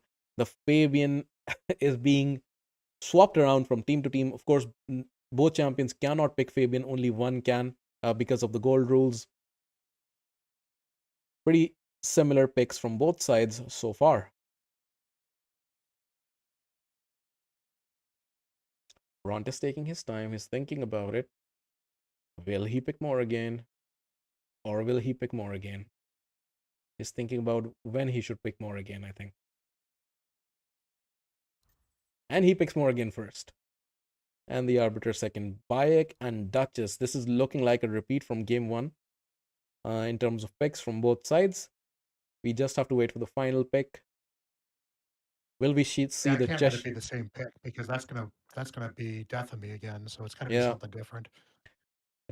I'm thinking you'll pick the Cheshire Cat once again because that was also pretty useful in game number 2. No, you go for completely two different picks. Sun Wukong and Donnie. And we see Mikey from Nothingness. Ooh, that is super cool. We see the Arbiter bit getting banned. We know that Morrigan's built with a lot of speed, and Bayek banned this time around because we don't have Ezio available. So you do want to go the traditional nuker route, which is why banning the Bayek makes complete sense. But it also means you have to deal with that Predator. Bront did get Yep. lucky in game 2 with dealing with that Predator. Is it going to be the same in game 3? We will see. So the first turn is going to be on the Morrigan once again. Morrigan boosts. Donnie gets the next turn. Donnie is going to go for the A3 cleanse. Emrys gets the turn. Is Emrys going to go for the fears? He does. Of course, the Fabian will cleanse the fear right off. Emrys transforms and he's going to try to go for the nuke. You have to remember that 3 out of the 4 champions on Nothingness's team have strong affinity versus this Emrys. So there's a chance for weak hits. There is, I think, was that a weak hit on the Fabian? I think I did weak hit on that. Let's see. I rewind. No, it's not a weak hit. The Fabian's just tanky. Duchess is gonna revive that Mikey right back. Sun Wukong gets the turn. If Wukong was able to target one of those low HP champs with that A2, that was game over and a victory for Bront right there. But Duchess protects them with that whale, so he can only go after the Duchess or go for the A3 like he did. He does get a lot of continuous heals. Is that gonna be enough? Morrigan takes a turn. She goes for the A1. And Donnie can reset the skills, of course. Two evade champions. Oh, this is so annoying. Two evaders. Oh, the Predator.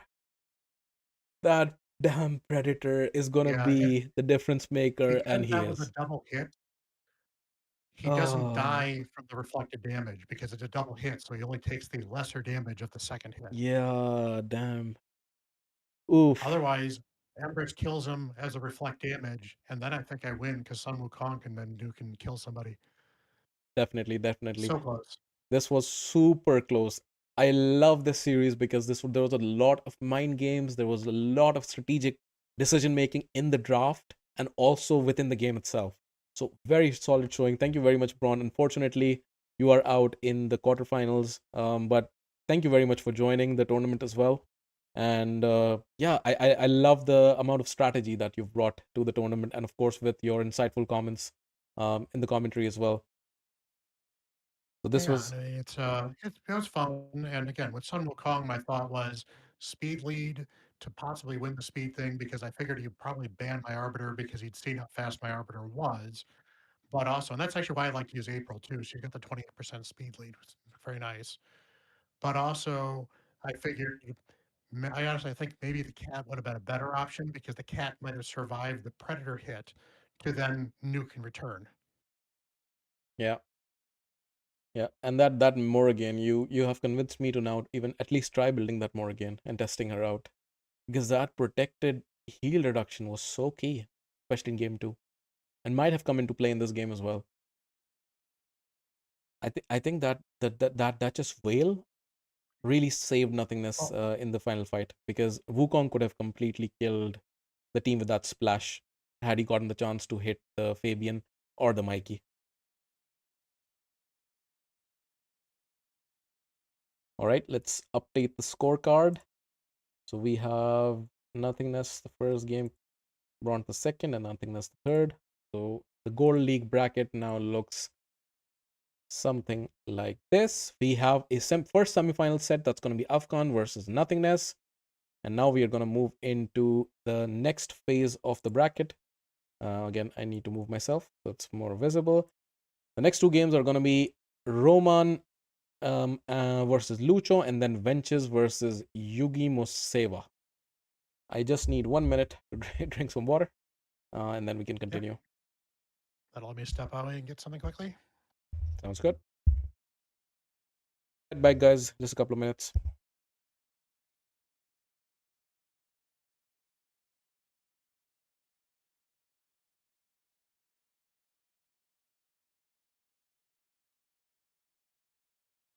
There we go.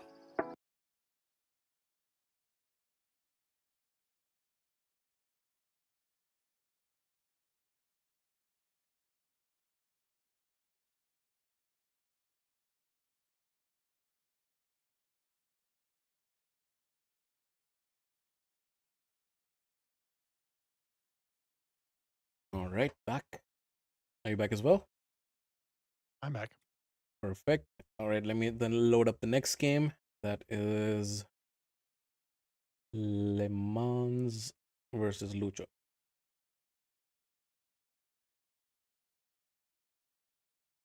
All right, and I'll update the player names. We have the screen share from LeMans. It looks like LeMans is also a YouTuber from his name. Are you aware of LeMans?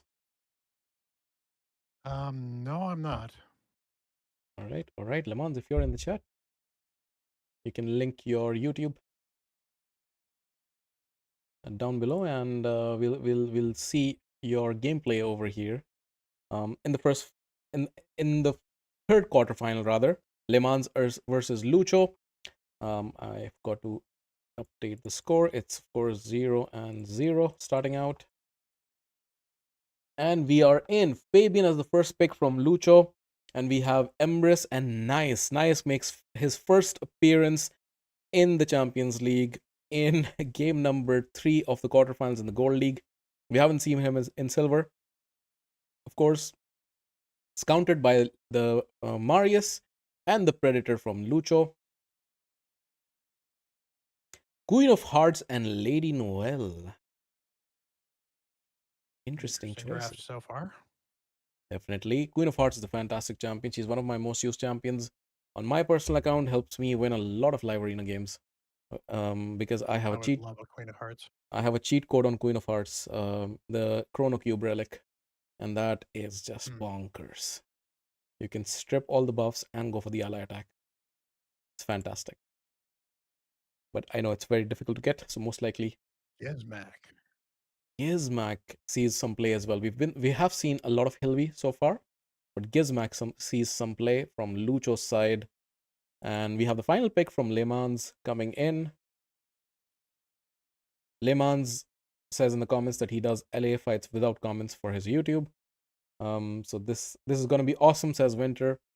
So we have the final picks. Predator gets banned from Lucho's side. Oh no, he's thinking about it.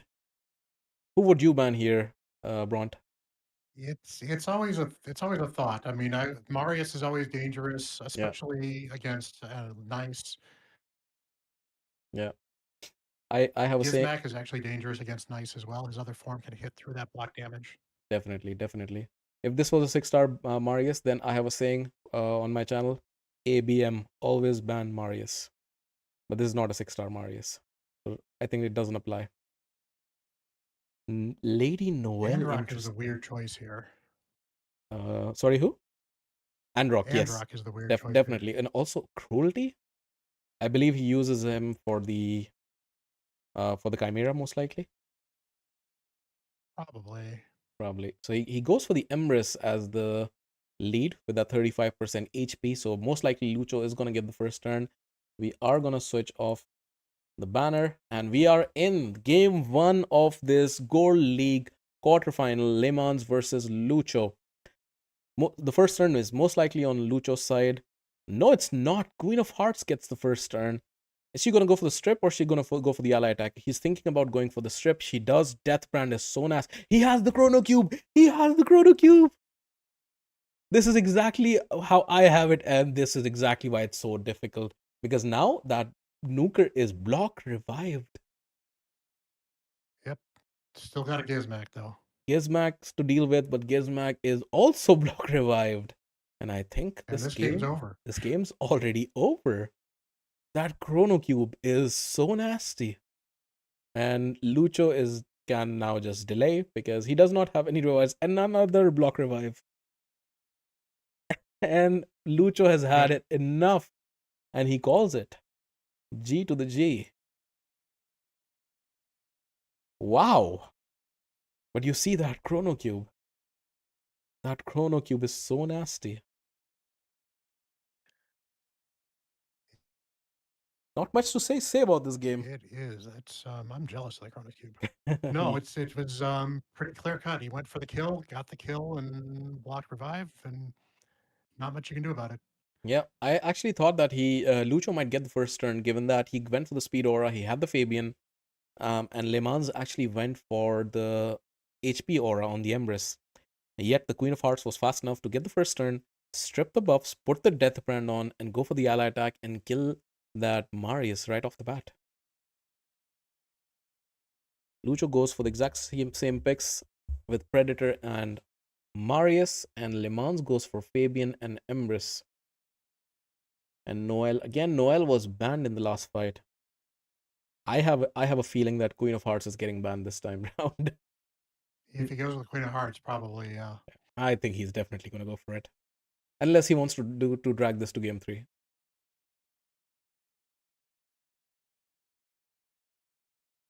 Galeth here pick. Queen of Hearts and Nice. The exact same team as last time. Galeth here comes in for Lucho.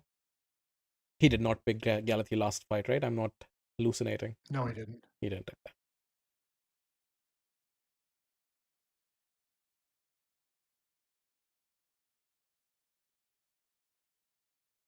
We have the final pick. Lucho's really thinking about it. Of course, his tournament life is on the line on this fight, because it was a very convincing showing in the first fight from LeMans. He goes for the new champion, Palas. She is a reviver. Predator gets banned and Lady Noel gets banned on this side. He didn't ban the Queen again. He didn't ban the Queen, and that might be his undoing. He's seen what the Queen can do. I only have to think of he's hoping his Galathier is fast enough now. Yeah, probably. And is he? Nope. I think we're gonna see a rip. Oh, we only have one nuker, and he's gonna be dead. And that's it. Game is over. Game is over. Because he picked 3 revivers and 1 nuker. the revivers are all in Mercurial, so of course they didn't get a smack, but don't think Lucho can do much. No, because it's really hard to burn down an ice. Yeah, definitely, especially without a nuker. Even with a nuker, it's tough. We did see in Silver League one of the fights where it was 3 support champions and then they killed off 2 nukers, but I don't see that happening over here because Yeah, there was also a lot of control too. definitely. He does have control in both Hilvi and Galathir, but I don't think he has enough control to kill. Oh, never mind. He has 2 champions left. This is gonna be a quick finish once again, unfortunately for Lucho. He does get the stuns off. Palas can revive theoretically, but everybody is block revived, so she can't really. I did not think I would see Palas in action. Actually, I'm surprised we didn't see her in silver. Really. Because she's not a free champion. You have to pull her. I did get her. I haven't built her out. Yes, but silver is at least where if somebody has her, that would be, oh, this makes sense for an arena champion. That's So. true. That's true. I was very surprised to see that Shatterbones in silver though. The 5-star, not even 5-star ascended, not even level 50. Hey, back when I was doing the Hell Hades free-to-play challenge with my free-to-play account, I was using Geomancer in live arena to great effectiveness. I use it as well on my baby account. But he is level 50. And that is it. Unfortunately, a very quick finish with that Queen of Hearts. I think that was a strategic mistake on Lucho's part for not panning the Queen in the second fight. Yeah, I think that was where he lost that second fight, unfortunately. Definitely. It was lost definitely on the draft. Let me update the scorecard and then we can move into the next one. We still have a lot of games to go, especially in Platinum. This was a very good win from LeMans, and we will see him in action in the semifinals. But who is he gonna face? Is that gonna be Wenches and Mead, who is a clanmate of mine, or is it gonna be yugemosewa? And that is the next game that we are gonna see. Let me update the player names. What do you think of the Gold League so far, Bront? Well, I'm certainly scared if I had advanced beyond Nothingness, because I mean, I had a shot against Nothingness. These other guys, I think most of them looked like I wouldn't have had a shot against. So, so far they've been fun though. It's interesting that my fight was the one that's actually been not the least one-sided. That is absolutely true. So far, we've seen 2-0 fights, and then the your game was the closest, definitely. We've seen 2 very close games so far today. One was the very first game in the Silver League, which was Trey against Freak. That was a very good game as well. And then the second very close fight we've seen is Bront versus Nothingness. Let's see if this next fight is going to rank up there as well. So we are going to go against Wenches versus yugemosewa. Let me load that right up. All right. Names are all set. And pull up the banner. No, I messed up on the names because just the placement.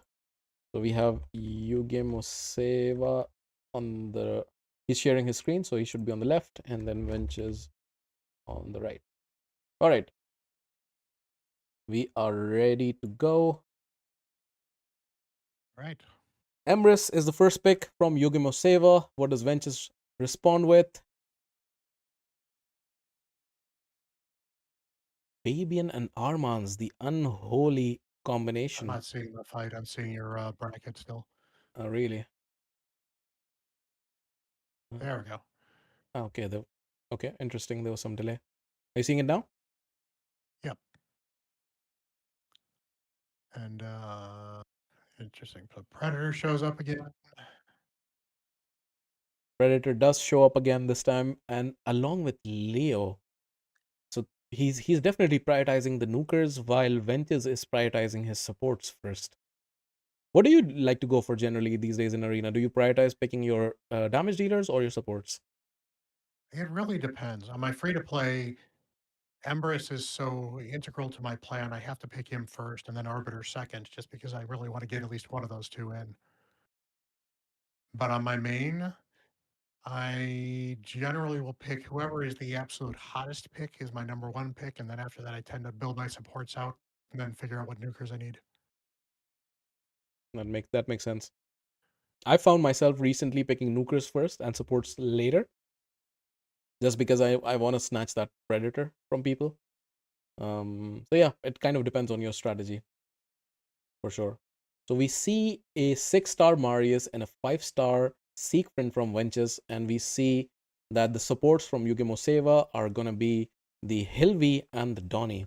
Donnie is incredible. Ooh, Ornyu, is it Liasu or Iasu? I always misinterpret him. I think it's Iasu. It's Iasu. So this is a champ. Um, Sorry, go ahead. Go ahead.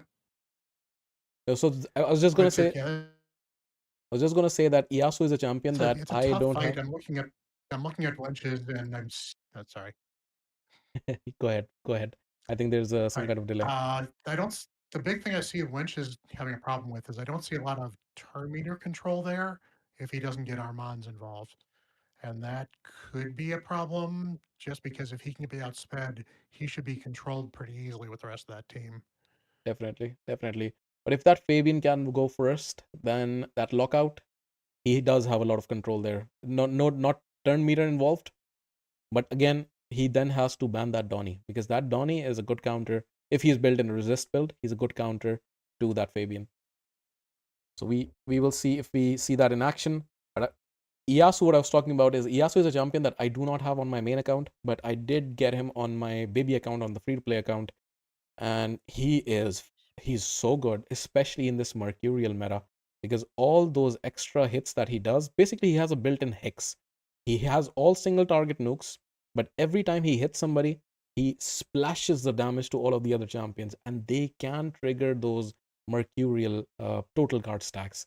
Iasu is a fantastic champion. What do you think is going to get banned in this fight here, Bront? We already see the Predator. Okay, too slow. Yeah, I was too Predator slow. and Fabian looks like. Yeah, I actually think Armands might have been a better ban from this one because I don't think the I agree. lockout's quite as dangerous against Yugi's team, but I think the control from the Armand Definitely, definitely agreed. is probably more problematic. Definitely. We have clarifications from the chat. It's actually pronounced Ahyasu. Says Winter Sushi. And thank you, Ritual. Thank you very much. So that's something new that I learned. I don't know if he's right, but he says it's Ahyasu, not Iyasu even. All right, we are jumping into fight number 1. Let me take off the logo, and we go right in. Yugemosewa versus Wenches. Round 1 of the best of 3. There's no Fabian, there's Armands. We've talked about the importance of that, and we think that Fabian might have been a better choice. Hilvi gets the first turn. She removes everything. Polymorph. The sheep does come into play. Polymorph comes in. It is a 2-turn sheep, which can be really, really annoying. There's the A3 from, because he's trying to save the A2 for later when his champions have taken a turn. He goes for the fear, does not land it, transforms. The hit comes in from Marius. He's going to try to go for the nuke. He does, but nobody is dead. That Marius is very low. Siegfried gets the turn. Is Siegfried going to nuke now? There comes the big sword. No. Was that Donnie's passive? There. That was Donnie's passive, right? Yeah. What? Do you think it was smart to go after Donnie there? Actually, that's the only choice, right? Well, it doesn't matter who you went after because Donnie's passive was going to proc regardless. That's true. That's true. But the HP would be low from. But then again, do you really want Emrys's HP to be lower? So Marius does get the turn. He's thinking about it. Does he want to go for the nuke or does he want to land that enfeeble? He goes for the nuke. Problem is the Leo is where you want to get that enfeeble, and you got to get Leo exposed first. Armands goes and he does stun 2 champions. Hilvi's back thanks to Marius's hit, but Hilvi is dead. Hilvi is dead, and there's a Yasu taking his turn. And is he going to be able to block revive? He does. He does have block revive in his kit. He does have Ignore Stone Skin in his kit as well, and that was a very convincing win from Wenches, starting off right off the bat.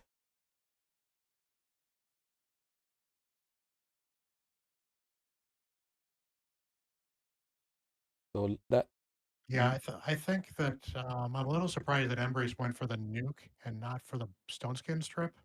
I yeah, think the Stone Skin strip might have been better because you might have been able to fear Ieyasu, and then he wouldn't have been able to attack. definitely agreed. Especially he tried to go for the A2. He saw that because of the lack of accuracy, he didn't land any fears, especially on that Marius because the Marius did not have Stone Skin. And then he should have gone for the A3 Stone Skin strip because also going into the second form, he took that smack from Marius. So yeah, it was an interesting strategy, which unfortunately did not pay off in this case for yugemosewa. Yeah. And Winter brings up a point that he may have been using the Siegfried nuke to break Donnie's passive, so the next hits would have actually killed somebody. And that's possibly true too.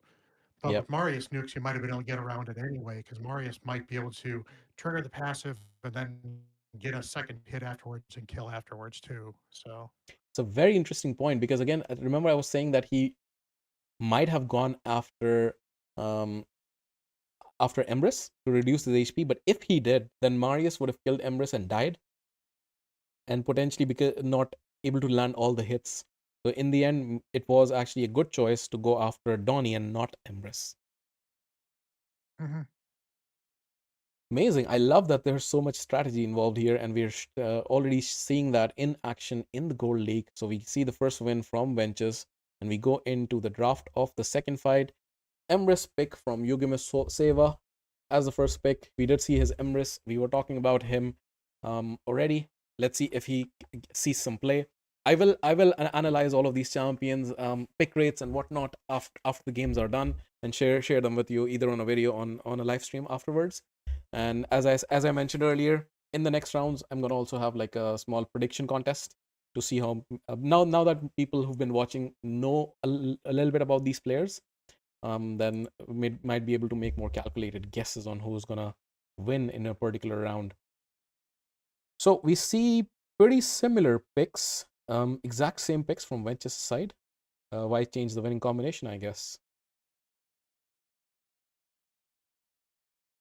We see the Donnie pick once again. And the Leo. Was Leo banned last fight? I believe he was. no, Leo was No? around. Leo's around? Okay. It was Predator got banned True. last time. Arbiter is picked. He's gonna ban the Marius this time round. And the Predator gets banned once again. Yeah, definitely an interesting pick. And to be fair, I could actually see his roster, so I'm kind of confused why there's a couple champions he didn't pick here. He's trying to save them. That can also be a valid strategy to save them for Again, I don't know his later builds rounds. either, so That's true. But it well, could be that's gold, so it doesn't matter. that's true. That's true. Especially in plat, people might want to save their champions for the later rounds and not showcase them too early. So we get the turn meter boost from Arbiter, the lockout, and now we are gonna see. Actually, let me rewind because I want to see if Donnie resisted that. He did. So that means Donnie can bring everything back. So the A1, we are waiting for Donnie, but now Donnie can potentially be sheep. He's not stunned. He has high resistance. Yasu comes in and he goes, oh, he procs the stone skin from Leo, who gets sheeped immediately. And Donnie can now reset or he can go and cleanse. What is he going to go for? It's a very difficult choice to make. He goes for the reset, but everybody's stunned. Leo does come back. Oh, I would have done the cleanse because yeah, you've got nobody can take a turn right now, and the reset didn't reset Leo. exactly. I would have done the exact same thing. Now, I think A2 is available for Fab. No, it's not. He goes for the A1.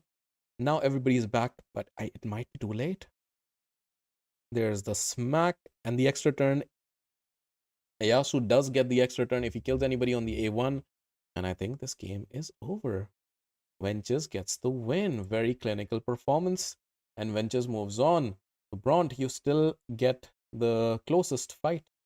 in the Gold League quarterfinals. Yay. So that was pretty solid showing from Wenches, but some questionable choices I would say from yugemosewa, including that Donny A2 when everybody was 10. Because if he cleansed right there, then Emrys still had a chance to transform into the second form and potentially nuke. Because he, of course, he couldn't do Yeah, and anything. Hilby had a chance to do her control too, because Hilby could have frozen the other team too. So Definitely. Hilby probably wouldn't have frozen it on the first round because she was still locked out, even if she was not stunned. But Emrys could that's have gone true. into his alternate form immediately. All right, let me update the Well, it's score. been fun. I'm going to drop off because you're going to get to the platinum stuff, which I think you were going to call by yourself anyway. But I have some other stuff I got to get taken care of this afternoon too. Thank you very much, Bront. Really appreciate you jumping in on such short I notice. appreciate you letting me on. So Thank a lot you of very fun. much. Take care. All right, guys, that was Bront. Thank you very much once again, Bront. And we have the close of the bracket for the Gold League. Again, let me move myself to showcase the final bracket for the Gold League. Looks something like this. We have the semifinals set in stone, which is going to be Afghan versus Nothingness. Two very good showings in the quarterfinals already. And then we have LeMans versus Wenches. That's going to be next round. Also, two very clinical, kind of one-sided performances. Wenches' game was not that one-sided as it seemed. Just a couple of questionable choices from yugemosewa would have changed the flow of the fight. But this should be a very good semi-final in the end. But that is it from the Gold League. And now we are going to move into the Platinum League. And in the Platinum League, we have not 4 games, guys. We have 8 games. Because in the Platinum League, we have 16 players, round of 16. It's going to be a best of 3 still. And there are a few big names from YouTube as well. If you have seen Blazin, for example, is a YouTuber. KadsYT, another YouTuber. The Anonymous over here, OC Anonymous, this is Dennis Cowfish, another YouTuber. They're all basically playing in the Platinum League. Now, the Platinum League is also the league which has the highest prize pool. The winner gets $65, and I think the runner-up gets $30. That's going to be the final prize pool. Again, thanks to an anonymous donation by a community member for increasing the prize pool. So thank you very much to that anonymous person. You know who you are. So let me jump into the Platinum League. I just need a couple of minutes to set things up, and then we will start the fight, starting off with Gaijinn versus Timmy.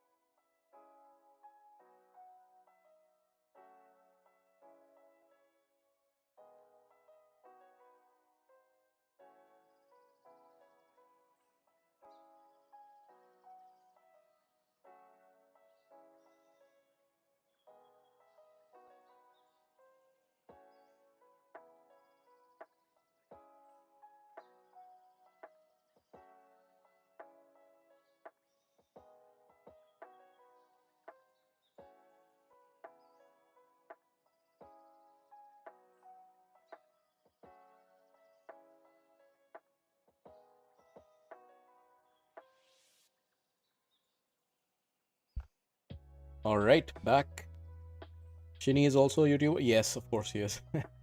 Did I miss him? So yeah, how many YouTubers do we have? Blazin, Kads, that's 2. KenpaCChi is also, of course, 3. Shini, that's 4, and Anonymous is Dennis, that's 5. 5 out of these 16 players are YouTubers. These fights should be a lot of fun. So let me load up the first one for you guys. That's gonna be Gaijinn against Timmy. That was too slow. All right, let me move myself. All right, so this is Platinum League. So the rules are a little bit different in the Platinum League. So in Platinum League, we have the gold rules applying, which means that the champions in one round should be unique. Basically the same rules as the gold arena in the game. But we also have one additional rule, and that rule is any one champion can only be used a maximum of 2 times in the round. So it's 3 games, which means Timmy's Marius cannot be used more than 2 times in the 3 games. When it becomes 5 games in the semifinals and the finals, this rule is going to become even more interesting, because that will mean you will need to bring more variety of champions and save your champions for later fights, which is going to be interesting. And we are gonna also keep track of all the champions. So for the best of 3s, I do not have a sheet or anything right now to keep track, because it's rather easy to keep track of champions, because it's 2 out of 3 fights that they're going to be used. But in the semifinals and finals, I am going to have a banner that's going to keep track of everything, so it should be easy for us to follow. With that said, we go into this fight. Timmy versus Gaijinn. Gaijinn is a clanmate of mine representing our clan, and Timmy is also a pretty solid player that joined the tournament. Gaijinn we have seen previously. I also have a video on the channel showcasing one of the fights that he took part in versus Euler. He does pick his Bayek, a +2 Bayek. Guys, be ready to see all kinds of whales and cracking champions. In terms of build, so we have been seeing Hilvi, for example, but now we see a 6-star Hilvi. We see a +2 Bayek, a 5-star Nice. All of these things we should be seeing in this Platinum League, because now all kind of people, the topmost players should be in this league, as we see from the 5 YouTubers, even the endgame YouTubers. This stream will be up immediately after, right? Yes, it will be. All right, so we see Carnage Freya from Timmy. Freya is Timmy's favorite champion. That's what he's indicated in the sign-up form. So it's nice to see him. And Gaijinn indicated that Solinar is his favorite champion and also his most hated champion to face. So Solinar pick, we see Gizmak, we see Marichka and Niamhe. Solinar is of course banned. It's a pretty fair choice to ban that Solinar. And Carnage, interestingly, is banned by Gaijinn from Timmy's side. That is a very interesting ban. We jump into the fight, removing the logo. We go in. Carnage is a very good ban because of Bayek, if I feel like, because Carnage is one of the few champions which is built with accuracy, which can put the block passive skills on Bayek to mitigate that crazy passive. So we start the fight and we get a first turn on the hill. We proc that block damage already. Freya goes for the protected block buffs and Marius buffs up. He's gonna try to go for the nuke, but I don't know why he does go for that. That makes no sense to me because the block damage is in play. However, his Marius has Stormcaller, and that is why he went for that nuke, because he was able to strip down everything and put the stuns on 2 key champions. Gizmak now transforms. He's going to try to nuke, but he also will be met with that block damage, but he does get the pain link off, which should be interesting to see. Hilvi goes for the A1 right now. We have the first turn on the Marichka, cleanses everything right there. All the stuns, everything is cleansed.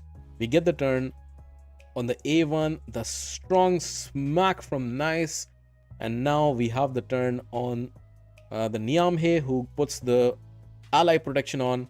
We get Freya's turn, and this is still looking pretty solid. Bayek goes for the Desert Zephyr, of course, because of the block debuffs from Freya, nothing really happens. We go for the smack from Nice on to Gizmak. Gizmak is dead, not block revived, just dead.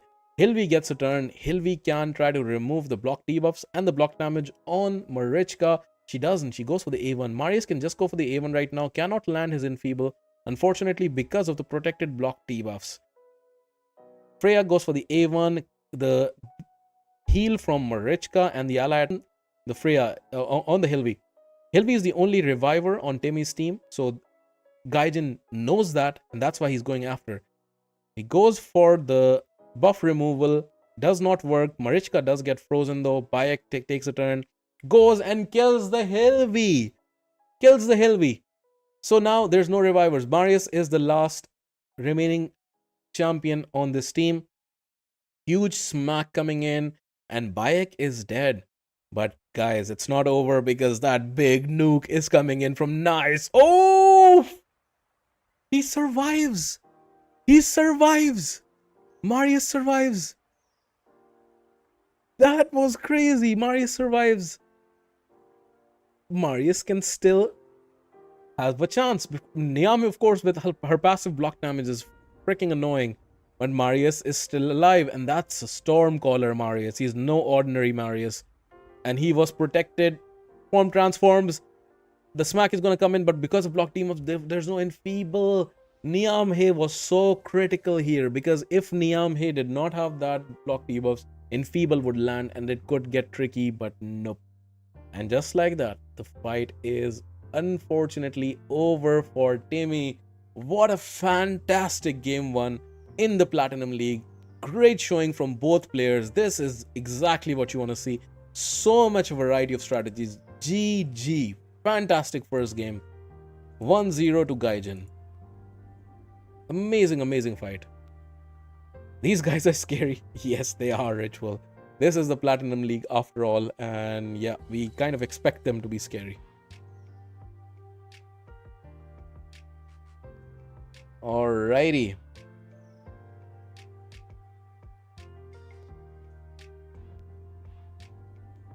Okay, so let me load up game number 2.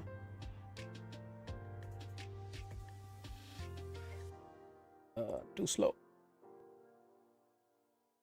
Alright, game number 2. Galeth here from Gaijinn. Again, you have to remember plat rules. Each champ can be picked twice. So Timmy's Marius is gonna already pick it here, or he's gonna save it for a potential game 3. We'll wait to find out. Carnage was banned. So banned champions do not count towards used. If Carnage was banned 2 times in the first 2 games, he can still be picked for the 3rd game. So banned does not count, only used. The champion who was played in the fight counts. Armon's coming in, Carnage coming in. Is Carnage gonna get banned once again? We'll see. Galeth here from Gaijinn's team. Galeth did not pick his Galeth here in the first fight, if I remember correctly. Timmy's turn right here, and we have the pick from Timmy, which is gonna be a Laz and Siegfried. Laz is an interesting choice. Niamh. Oh, sorry, not Niamh. Nell. Nell is a very interesting choice, because Nell has gone down in popularity since the rise of the Mercurial meta, because she cannot get through that total guard stack. However, he probably saw that he was not carrying that much total guard, which is why Nell becomes interesting. So Gaijinn playing with strategy right here. Solinar pick once again, and Sifi even. Fabian is the last pick. Is Solinar gonna get banned once again? No, Nell gets banned. Ooh, he's thinking. He actually goes for the Crixia. He doesn't want to get locked out. And Carnage gets banned once again. Is Nell gonna... Oh, Solinar is in action. We are gonna see Solinar in action, guys. This is gonna be crazy. Solinar in action as well as Nell in action. That's something that we haven't seen. Let me remove the banner before I forget. So we come in, and the first fight is gonna be Armon's taking the first turn. He's gonna try to go for the sheep. Who does he go after? He goes after the Galeth here. Removes everything. No wand of submission. Sifi buffs the hit from Solinar. So annoying. Cooldown reset, but there's a sleep. Nell comes into play. She is locked out. So she goes for the A1 and the A1 smack from Solinar. Solinar is so annoying. This game might just be over because of the broken champion known as Solinar. So that was a mistake, maybe not banning that Solinar. Block damage does come in from Alaz. And the huge smack. Oof. He did kill the Solinar, but not the other champion. Seifi is gonna bring Solinar right back. No, he sleeps. She sleeps the Fabian? Why? Fabian can brush off the CC debuffs. So interesting choice on sleeping the Fabian and not going for the revive. Actually, no, she cannot revive. She's locked out. Never mind. So he's gonna go for the A2 now. He did cleanse off the sleep, as I said, but he does fall asleep once again because of that fatigue debuff. That's the strong smack from Alaz, and this can be anyone's game. I thought Solinar was gonna kill it, but this can be anyone's game still. Galathir is alive. He does bring everybody back. Oh, Nell's poisons! But it's not over because we have the revival from Siegfried. Everybody's back on both sides. Nell, is her A2 back? Shit is back! Nell is gonna decide this fight. Nell is going to decide this fight. This is crazy. Nell, who's been out of the meta, she is going to decide this fight. This was looking very much over for Gaijinn, but that freaking Nell got her ability back in time to kill everybody who was just revived. Still not over until Siegfried's dead. Galathir is gonna try to lock him out, and now it might be over. It might finally be over. It's too many debuffs to deal with, too many champions, too much power on Gaijinn's side. Stun coming in as well, and the A2 once again. That Nell, oh my god, this is just we are waiting till the end of the fight, but this looks pretty much over. This is gonna be a 2-0, but guys, this is definitely much closer than it looks. Fantastic showing from both players. Timmy, what a fantastic game from Timmy as well. This definitely is closer than it looked. I can guarantee you that. Timmy, unfortunately, the competition is so high that Timmy, despite being a fantastic player and having a great showing over here, unfortunately loses out to Gaijinn 0-2. And that is gonna be it. Let me update the scorecard and we are gonna see the brackets. What a fantastic set of games. This was so good. Exactly what I want to see from the Platinum League. And we see Gaijinn moving into the quarterfinals with a 2-0 victory. And I will not say decisive victory because those were such well-contested games. He might be regretting not choosing that Marius once again because he was potentially trying to save him for game number 3. So Gaijinn moves on. Next game is going to be Coast versus Blazin. Again, Blazin is another YouTuber. He's a very endgame account. He was seed number 2 or seed number 3, I believe. So this should be a fantastic match as well. Let me update the player names. I think we have the recording from Blazin. And we have Coast.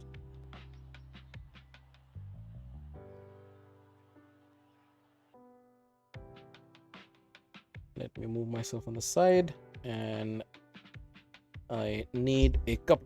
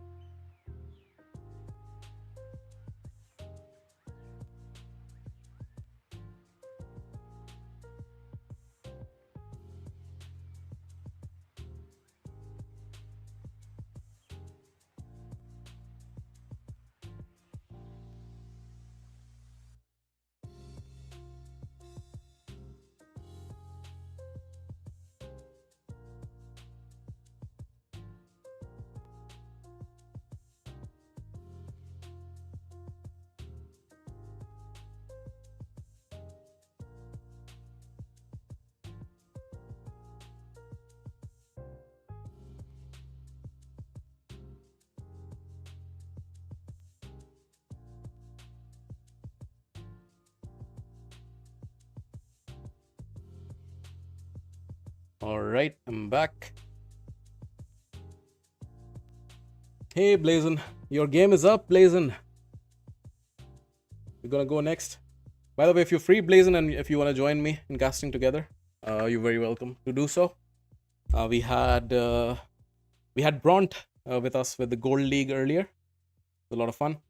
The next game is gonna be Blazin versus Coast, and this was a fantastic first game in the Platinum League. Gaijinn versus Timmy. Despite what the score says, this was a fantastic game which was decided on strategy and strategy alone, and a very good showing from Timmy. I am kind of regretting not making this like a round robin or a double elimination because Timmy was a fantastic player. But we have Gaijinn proceeding, and now we are going to find out who is going to join Gaijinn in the quarterfinals. Is it going to be Coast or is it going to be Blazin? That is what we are here to find out. Let me put up the logo and load up the fight.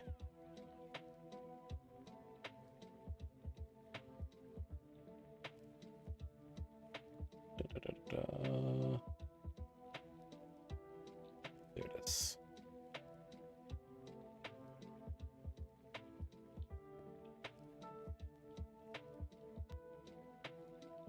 Alright, let me move myself to the side.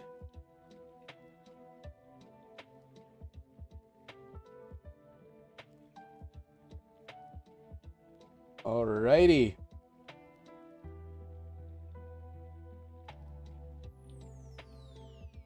Alright guys, we're all set to go. Blazin versus Coast, round of 16, SMZ Champions League, Platinum Edition.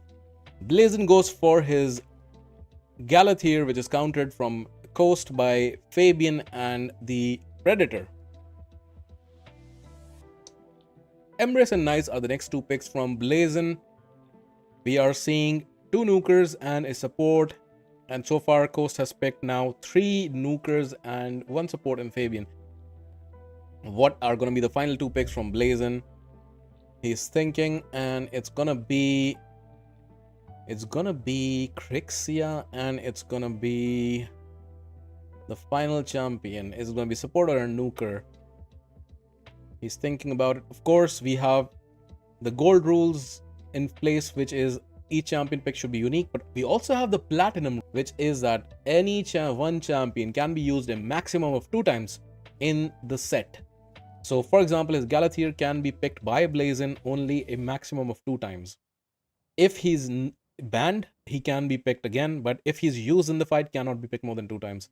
That the rule is independent of the 2 players. So if Blazin picks his Galathier in game 1, Coast can pick his Galathier in game number 2, and so on. So we have the final pick now coming in from Coast. The Marichka pick is very interesting. We have the 2 lockouts on both teams in the form of Crixia and Fabian. There's most likely going to be a support. It is going to be a Freya. We did see Freya from Timmy in the last fight to very good use from her. The lockout is banned from Blazin's side, and Coast side Predators getting banned in play, and we will see Marichka in play. So we jump into the fight. Let me remove the banner, and this is game number 1, Blazin versus Coast. Who gets the first turn? It's gonna be on Freya, who puts the block debuffs, not protected. Ooh, there's a resist from on the lockout from the Galathier. The A1. Ooh, that's a lot of damage on the A1. A1 ally attack from Marichka. Of course, the resist. And Emrys is going to transform. That nuke is going to come in from Marius. It's not going to do a lot of damage. He's going to swap HPs with the Freya. Nuke comes in. The supports are all dead. It's down to 2 damage dealers. These 2 damage dealers are hard hitters, but are they going to clear the wave with 2 massive supports in the form of Marichka and Galathier, as well as Nice? Oh, the Swift parry! The Swift parry proc is very clutch, but the ignoring of unkillable on the A1 kills the Carnage. Marius is left, and now it's an uphill battle for that Marius, because Emrys can kill him on the splash exactly like that. So Blazin takes the first game in convincing fashion, 1-0. It was a good showing, but I think Blazin's champions, especially that very high resist Galathier, resisting everything, and that A smack on the A1 from Nice, killing off that Carnage, despite the Swift parry proc, was the deciding factor there. So we have 1 and 0 for Blazin, and let me pull up the banner again to go into fight number 2.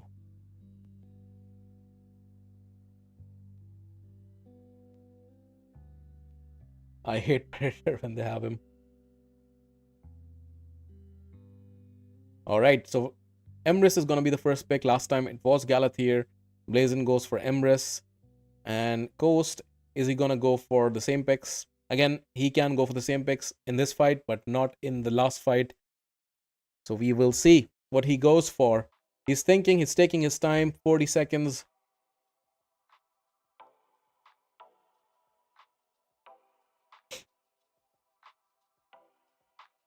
So we have Fabian and Predator. So Blazin in the chat mentioned that he does not like Predator, which tells me that he might ban this Predator. Ooh, Commodus. I personally hate Commodus with a passion, just because of what he's able to do. He's gone down in usage since Mercurial has become a thing. Arbice pick as well. Arbice is a fantastic champion. I'm a huge fan. 6-star Arbice is a great champion. Such a versatile champion as well. Let's see what Coast is going to counter that. It's 3 mythicals from Blazin so far. So looking pretty solid for Blazin in terms of the draft pick. But just picking mythicals is not enough. You also need to have a good strategy in place, and of course a lot of S tier Legos can go around and defeat a mythical team. I've personally done it many times with my account. So Coast is really thinking about it. He's taking his sweet time. What is he gonna go for? His Fabian has been picked 2 times already. If he doesn't get banned here, he cannot be picked in the next fight. Same is the case with the Freya and with the Marius. Blazin has his final 2 picks. Is he gonna go for the Crixia once again? It was banned in the last fight. He's thinking about it. He actually goes for Ancora and Crixia. He does go for Crixia once again. It was banned in the last fight, so that does not count. Ancora is a brand new pick as the only reviver for him. Coast, final pick. Freya and Marius were the picks from him last fight. He did have a Carnage as well. Is he gonna go for the Carnage in this fight or not? He's gonna go for a ban for Noel, and Predator of course gets banned as predicted. And interestingly, Coast bans the only reviver that Blazin picked. No, he didn't. That's the lead champion. He banned the Arbice, which is a very good choice in my opinion. But having Crixia and having that Bomber is gonna be super annoying.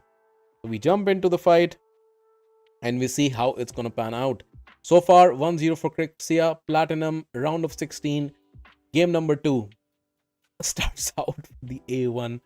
There's a lockout on everybody. Did Noel get that resist? I want to see that again. No. Did Noel get that resist? She did get that resist, right? Yes, she did. Noel has resisted it. Did the Freya get a resist? Freya did not. Only Noel got that resist.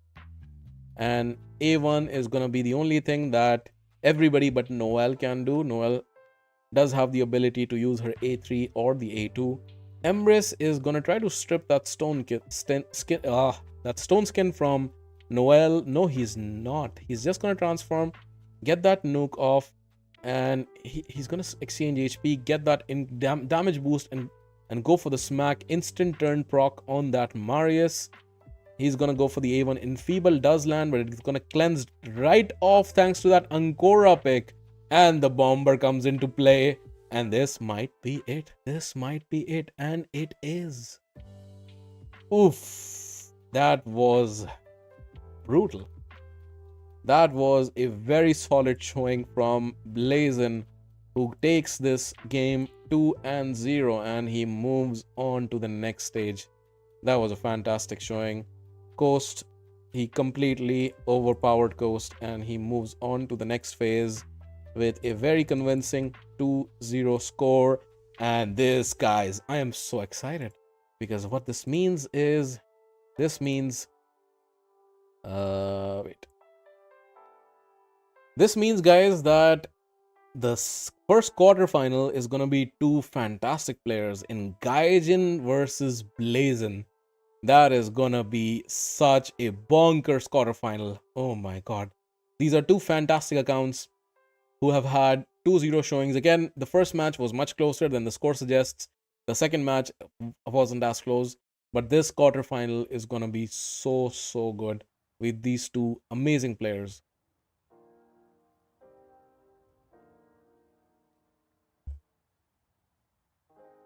Alrighty. Next up, we have Walth who has featured previously on our show matches. And he is a very good player. We know that. He's a very good player. And we have Walth against Kads. Kads is another YouTuber. I had a collab with him recently. He's a completely free-to-play player, end gamer as well. And I haven't seen him in battle before, but I'm looking forward to seeing what he brings over here. And this should be a fantastic game as well. All these accounts are really solid. So we are going to jump right in to Kads versus Walth. Let me load that up.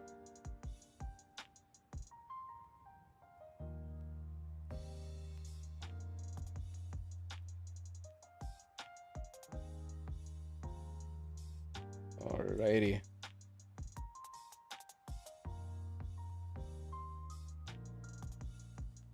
Alright, guys. So, Platinum League, third game of the round of 16. KadsYT, a YouTuber endgame, free-to-play endgame account, versus Walth. He has a very strong account. He has taken, despite the fact that his account level says 97, don't get fooled. Walth is a very good player. He's featured in a show matches last time I streamed last week, and he has had a lot of good showings. So I'm very much looking forward to this fight. Walth goes for the Fabian pick to start off. What does Kads go for? We are gonna find out right away. Galathier is the first pick from Kads, and he's thinking about his second pick. It's gonna be a Donnie. Most likely this is a high resist Donnie. We were talking about it on that collab. That's a champion that he does like to use. The Donnie is in play. We see Theodosia. First time we are seeing through Theodosia. I can tell you it's not gonna be the last time, because Theodosia is a fantastic champion. I personally pulled her this past weekend with the 2x primals. So super excited about using her, but she's a fantastic champion who we are certainly going to see a lot of in Platinum League, in the Champions League as we move forward. So Theodosia and Emrys are the picks.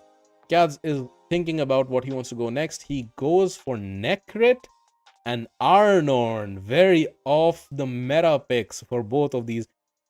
I'm seeing more and more of Nekrit recently. And we're gonna see if that really develops. But that kind of protection he brings, he was very meta for protecting weak champions like 4 years ago. Then he dropped in usage, and now I'm seeing a little bit more of Nekrit recently. Does Kads have a strategy up his sleeve? We are going to find out. Maria is the choice from Walth, as well as a 6-star Lamasu. Very interesting picks from both sides. I would say a slightly off meta. Not Maria is very much meta. He's a fantastic champion, especially in Mercurial days. And of course, the last pick is going to be Carnage. Theodosia gets banned. He does not want to deal with that. It does mean that he allows the 6-star Fabian and the 6-star Lamasu in play, as well as the 2 nukers in the form of Maria and Emrys. Galathier gets banned, which means that Kads does not have a reviver. And that is gonna be one of the things that we will need to watch out for in this fight. He does go for the lead on Carnage, and that faces the Lamasu lead. We're jumping into the first game. Let me remove the banner, and we are gonna be right in.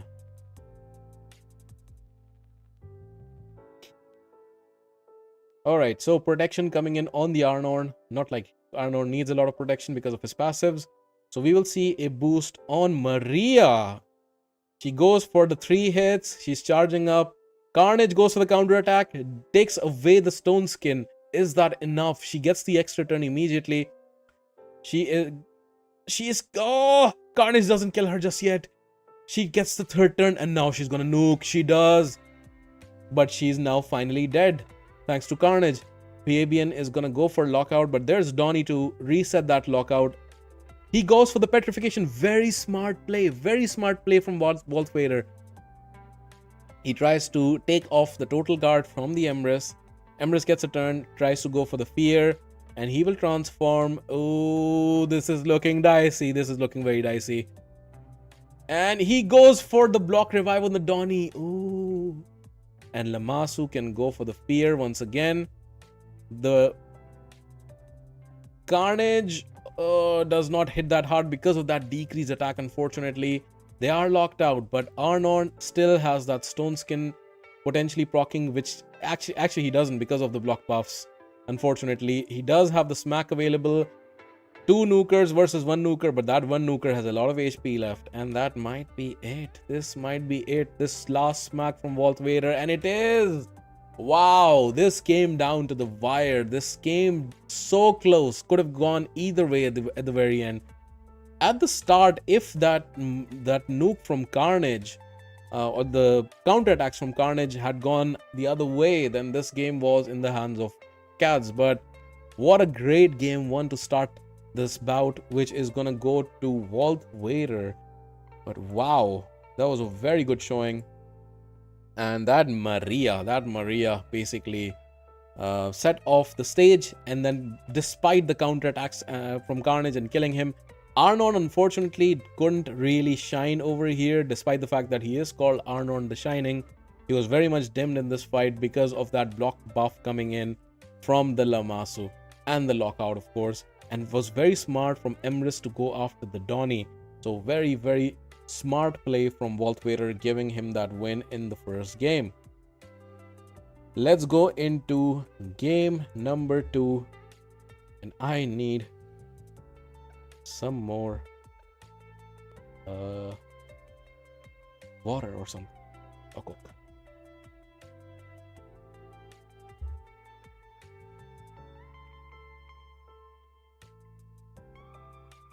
Necrit is powerful in 9 Mercurial and good at tearing it down too.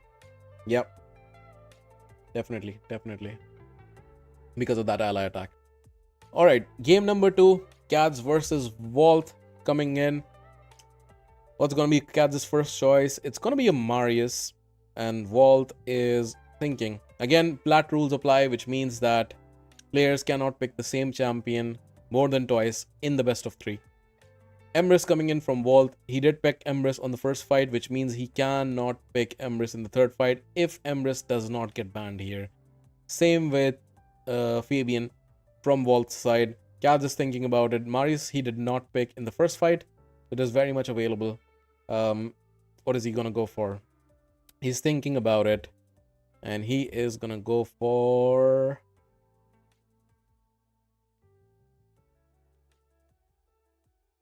He's taking his time. He goes for Ancora and Galathier. Galathier was banned again, leaving him with no revivers. He doesn't want to repeat that mistake, which is why he goes for 2 revivers in Ancora and in Galathier. I have to remind you that Kads, I had a collab with him recently, and we were talking about Ancora, and he said he was very, very high on Ancora.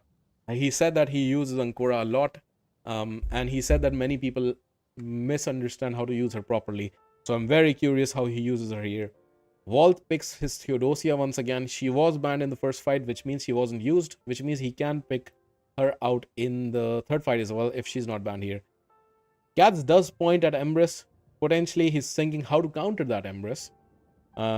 He is actually gonna go for Mesomel as a counter to that Emrys. It's a very interesting choice. He's thinking about the last pick, and what is he gonna go for? He needs another damage dealer, doesn't he? I mean, he will have to in Mesomel and Marius. He does go in the end for Mesomel and Sifi, so he has 3 revivers. He's going hard on revivers. 3 revivers. The Garrel coming into play. Emrys gets banned, so he was hovering because he wanted to ban that Emrys. So this is a very fascinating roster in the end from both sides. So if we see quickly, we have just one nuker from Kads. It's never a good thing, and that nuker is a Mezumel. Ooh, I'm actually scared for Kads in this fight.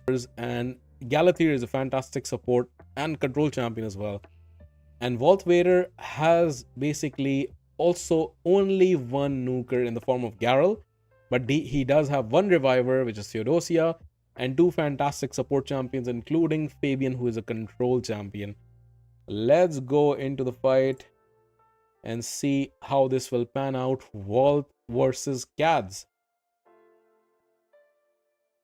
Protected block damage starts off. Of course, the Sifi is a 9-piece protection. She goes for the A2. Cut in comes in from Fabian. He does lock everybody out, including the Galathir, who has to resort to his A1. Theodosia is most likely going to go for her Stone Skin and availability. Mezumel, unfortunately, because she's locked out, has to transform. Her second form is not as good as her first form. How? Oh, hey, wow. Never mind. She kills two people off. Of course, Theodosia can't bring them back. She is a reviver. But that was really solid. That was very good damage. Kills off Niamhe as well as the Fabian. So now we are just waiting basically for Theodosia to revive them. The counter attack comes in. Of course, he also reduces the buff. Garrel does on the A1. Theodosia does revive. A1 comes in. The passive procs. The passive procs from Niamhe. Protected block damage comes in. And now Galathir is going to put the block debuffs on. And Fabian does take a turn. Goes after the Mezumel. And now Garrel is all set for the nuke. Is she just gonna finish off the fight right here? Ooh, she kills pretty much everybody. She kills everybody. And Stone Skin is on. And revive comes in from Galathir. This is so cool. This fight is so close. Can go either way. Can go either way. Even though it looks like Walth Vader is more in control, but it can go either way. Fabian, I think he doesn't have his A3 available. A2 is available. It gets redirected to Sifi. And now Niamhe takes a turn. She's going to go for Area A1 most likely. Because both the other abilities should be on cooldown. She does. Sifi goes off with the A1, of course, with the protected block debuffs. Is not going to change anything. She's going to go for the nuke once again. This time, she cannot ignore shields. So she just reduces the shields and that's pretty much it. She does get the two-turn fear deflected to her because of the Wand of Submission. Theodosia is incredible because she's not just a protector, she's also a debuffer. Angkor is the only one left after that smack. Is she gonna be able to bring people back? Ooh, aspect of Siroth even procs. She needs to bring Galathir back or Sifi back. Oh no, that is it. Unfortunately, that is it. Very strong showing from both accounts. And a lot of strategy involved in a lot of those decisions, but in the end it is going to be 0-2 for Walth, and Walth moves on in the next round, goes into the quarterfinals. Again, was a 2-0 set. Let's refresh this.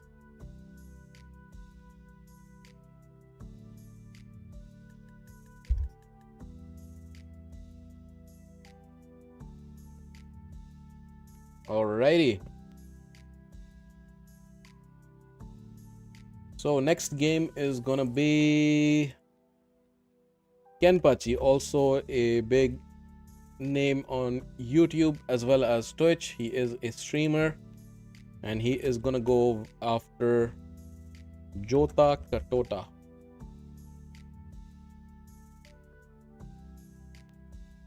And let me reset the scores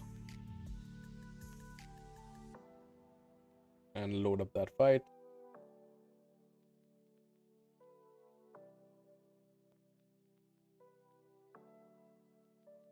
Oh, did he film this with camera on? Let's see.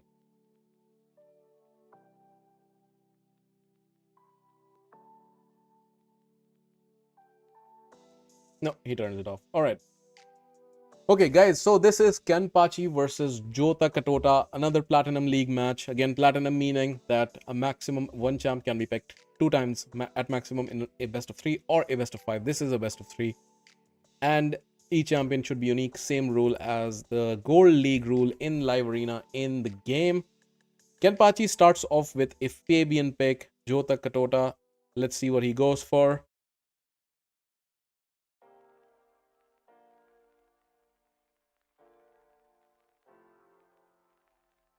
He goes for Marius and he goes for Armans. Interesting picks, solid picks.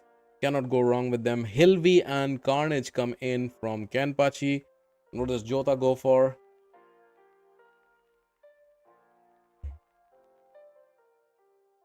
He goes for Nice and he goes for Sifi. Gallius and Volcanos. Volcanos it's the first showing for Volcanos in the tournament so far. And Jota Catota is gonna go for Lamasu. Lamasu's been picked more times than I would have thought she would be.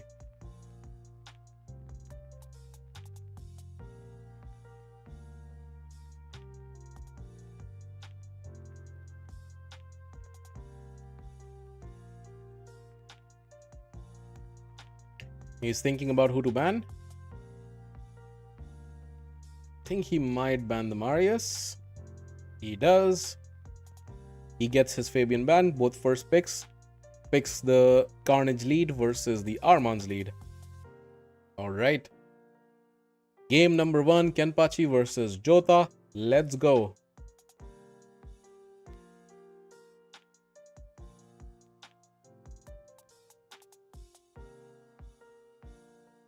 Oh, sorry.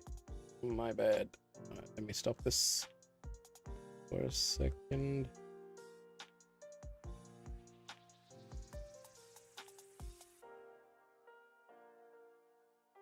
All right, let's go. So Sifi takes the first turn from Jota's side. Was he streaming? I told him not to stream. Looks like he was streaming. He should not have been, according to the rules. All right. Jota Catota goes for the Armans. And, oh, Swift parry procs from Carnage. And the counterattack kills the Nice. A1 coming in. Champions are very low on KenpaCChi's side and on Jota's side. And KenpaCChi takes the first game very easily with that Carnage nuke. 1-0. Wow. Very, very quick in that showing right there.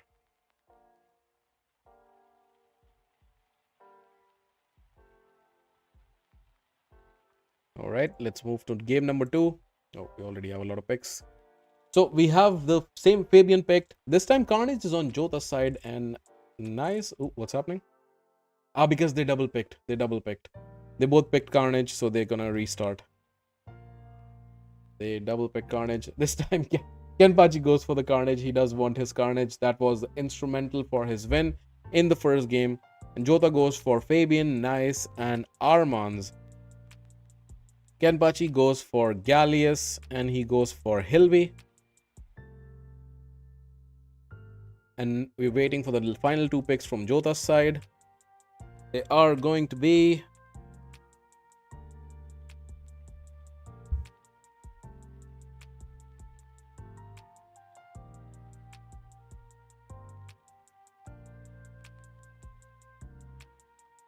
Lamasu and Georgid. Interesting.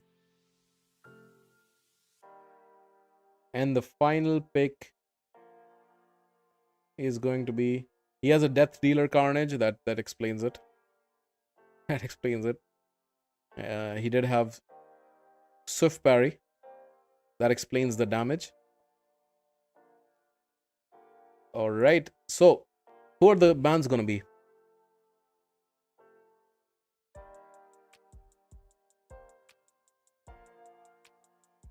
Who are the bans gonna be? This is difficult. Jota shouldn't buff into Volcanos. That was the last fight. There is no Volcanos pick here. But Volcanos can definitely be brought in for game number 3. So he's thinking he does ban the Fabian in the end, and Marius gets banned over here. So KenpaCChi gets his Carnage once again, even in the second fight, which means that Carnage should not be available in the last fight. But we go into fight number 2, if there is a last fight, of course. KenpaCChi can just win this, and then there's no other fight after this. Lamasu gets the first turn. She gets the turn to Georgette. And Georgette can go off. Ooh, he just one-shots that Hilvi just like that. Ooh, he kills the Carnage through the stone skin. The sheep doesn't really land from Armands, but it's looking dicey. She can bring people right back with her A3. Is she going to? We will see. Gallius is, of course, still a threat, and Noel can bring people back. But she decides to go with the block buffs. Gallius is going to self-buff. He's going to transform. And he's going to try to nuke. And how will this nuke pan out? Ooh, it kills pretty much everybody except Nice. Nice is left on very little health, which means Nice can transform. And game is never over when Nice is alive. Ooh, he just takes the total guard stack off. Georgette kills Noel, and he one-shots. Oh my god, that Georgette was so crazy. And that was also, look at the blessing, guys. Look at the blessing. Who runs this blessing nowadays? But that was so crazy. The 6-star, I forget the name of this blessing, but basically it does more damage to Stone Skin. Stonebreaker or something like that. But that was nasty. So much damage. So much damage. He killed the Hilvi, then killed the Carnage, and then killed Noel and Gallius again. Oh my god, that was such a good score leveler from Jota Catota. And he goes 1-1. We have a game on our hands. But this also means KenpaCChi doesn't have his Carnage available in the last fight. And was Armands picked in the first fight? Let me check. The fight itself. No, here. He did have his Armands available. So Armands and Lamasu are out of the picture as well from Jota's side. And Hilvi is not available from KenpaCChi's side as well. So this should be super interesting, this final game with the platinum restrictions in play. So let's see. This is the right draft, I'm guessing. Yes, it is. All right, let's go into the draft. Marius and Fabian. Fabian was not picked in the second fight, so it's completely fine. Marius was also not picked. Ken is a huge wrist champ. Cracking roots, thank you. Absolute cinema indeed. Marius, and he's thinking about his second pick still, KenpaCChi. He goes for the Sifi, alright. Jota Catota, who does not have his Armands available or his Lamasu available. KenpaCChi does not have Carnage available, who was his lethal weapon in the first fight, who made very short work of Jota's team.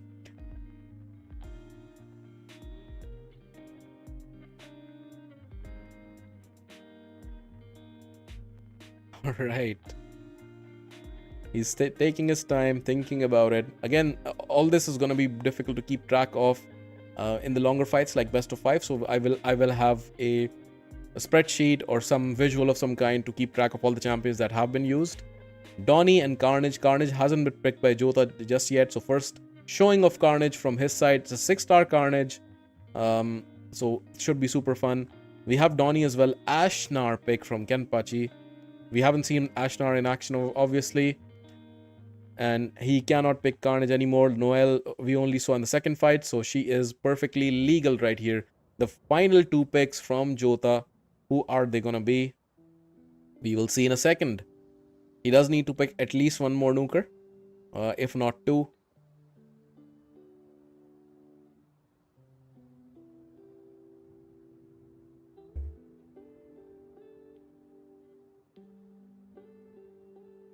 Georgette comes into play. What Georgette picked in the first fight? I think he wasn't.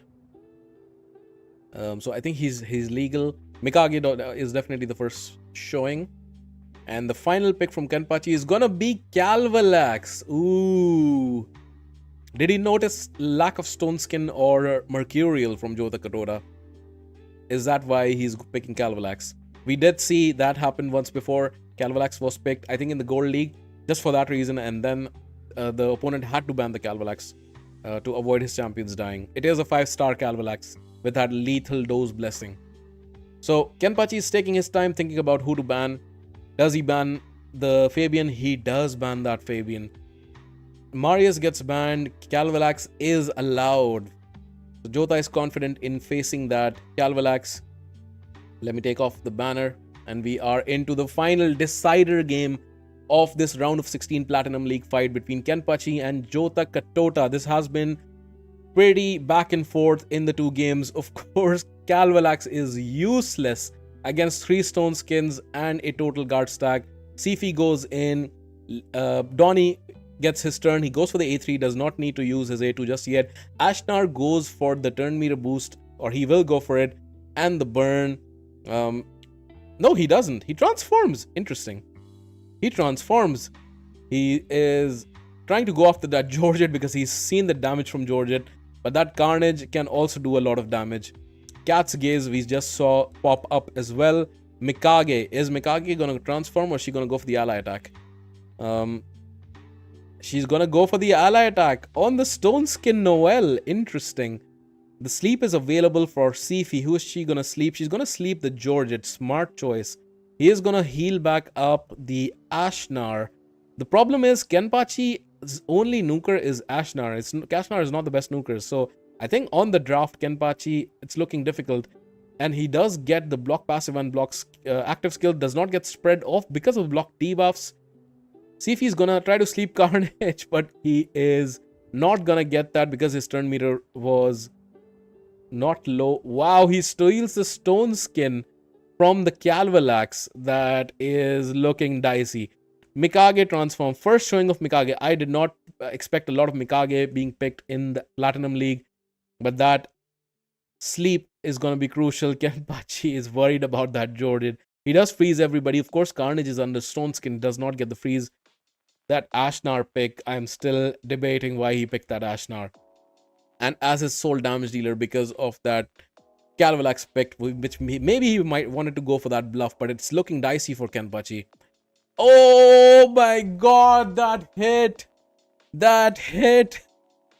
Oh my god. Did I go too far back? Look at this, guys. Look at this.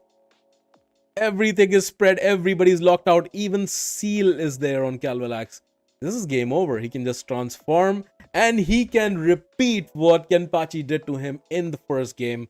Exactly like that. And that is G to the G.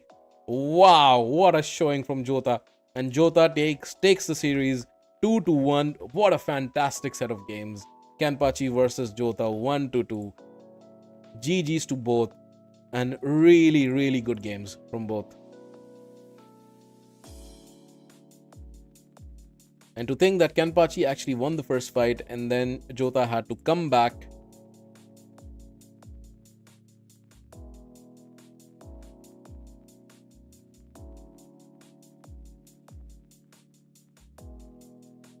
And let's refresh the bracket. And we are gonna see Jota Catota advancing. And he is gonna be facing Walth Wader, a very strong account in the quarterfinals. This bracket is looking so interesting. Gaijinn versus Blazin, that's gonna be an insane matchup. Both very solid accounts. And so is the case with Walth Wader versus Jota. Jota had a fantastic strategy. Especially in that third game, he outpicked KenpaCChi and was able to take that win. And I'm super excited to see how he performs against Walth Wader in the quarterfinals. Next up, we are going to have Sammy versus ProDmg as our next game. Let me load everything for it. Who was the one recording? I believe it was ProDmg. Let me check.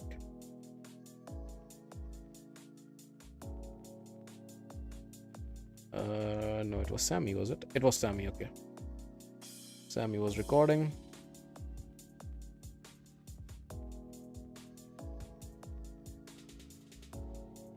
Sammy_J, that's his name. And he's gonna be facing ProDmg. Let's reset the scores.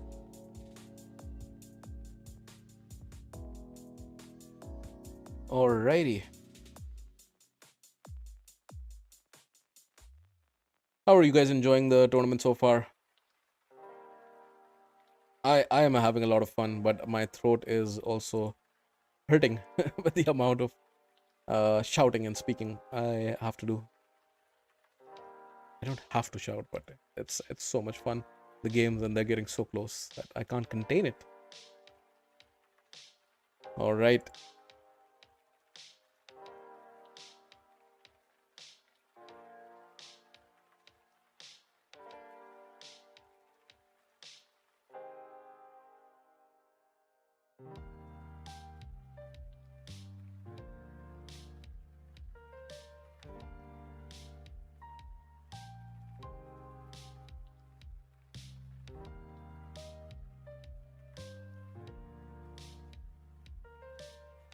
A lot of fun. Nice. All right. Sammy versus ProDmg is going to be the next game. I know nothing about these accounts, so I am super curious to find out. Sammy is the person on the left side. He's going to be the one who is recording the screen. And let's see how things proceed. So we have Marius as the first pick from Sammy. And ProDmg goes for Nice and Fabian as his picks.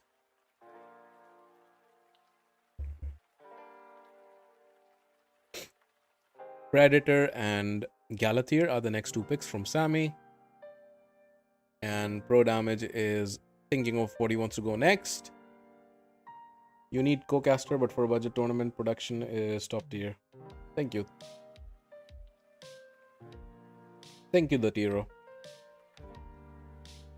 Marichka and who's going to be the last pick? I do need a co-caster, you're right. That also reduces the amount of speaking that I have to do. We did have it in the Gold League.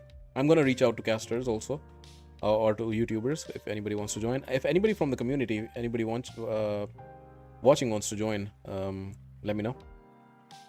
Happy to have you on the Discord. All right, so we have Hilvi and Armans as the last picks from ProDmg. Interesting choice. Gizmac also sees some play. Not see Gizmac a whole lot these days. We get the Fabian ban and the Marius ban on the other side. Pretty solid teams, pretty solid roster. We have 2 damage dealers in Carnage and in Predator, and then 2 supports in the form of Galathier, 6-star Galathier with Temporal Chains, as well as the Marichka. And then on the other side, ProDmg has 2 nukers in Gizmac and Nice. And then we have 2 supports in the form of Hilvi and Armans, and both sides have 1 reviver. I mean, Nice is also a reviver, but of course, a conditional reviver. Let's go into the fight. The first fight, Sammy versus ProDmg. Which way is it gonna go? So the passive procs from Marichka, of course, block damage comes in because that burned from Gizmac. The first turn with Galathier, he is gonna go after the. He's gonna go for the A1, probably just to reduce the total guard stacks on everybody. Armans gets a turn, and Armans is probably gonna go for the sheep because anything else doesn't make much sense at this point. He's just gonna go for the A1, get a counter attack, potentially get his stone skin stripped off. Oh, he was scared of that wand of submission, which is why he didn't want to go for the A3. But that got his stone skin. I mean, his stone skin probably was gonna go either way. But the total guard from Hilby goes away as well. And Marichka is gonna loop in Carnage as well. Lucky from Sammy. Carnage is gonna go after. Oh, the block passive is spread, block active is on the reviver, which is not a good thing. Gizmac transforms. Block damage is still on the Predator. Magma shield is still in play. He does kill off the Marichka, which is very nice for him, especially getting that Marichka kill as the first. Because Marichka revives everybody anyhow, the pain link, the protected pain link is pretty juicy on the Galathir because he's the reviver left. Oh, block revive coming in from the Carnage.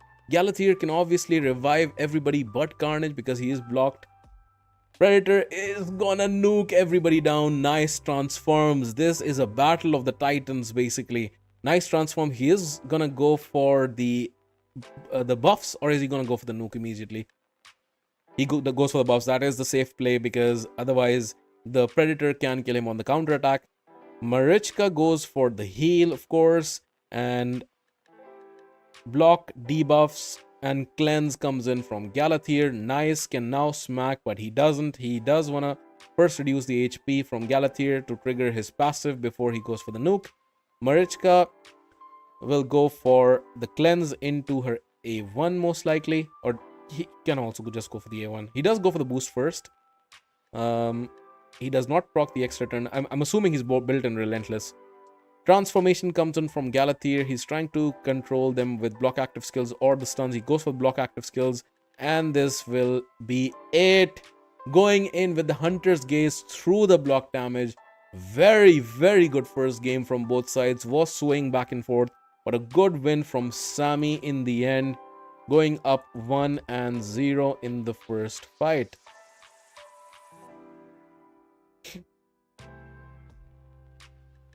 I enjoy watching LA matches. Nice winter. Alrighty, let me load up the next one then.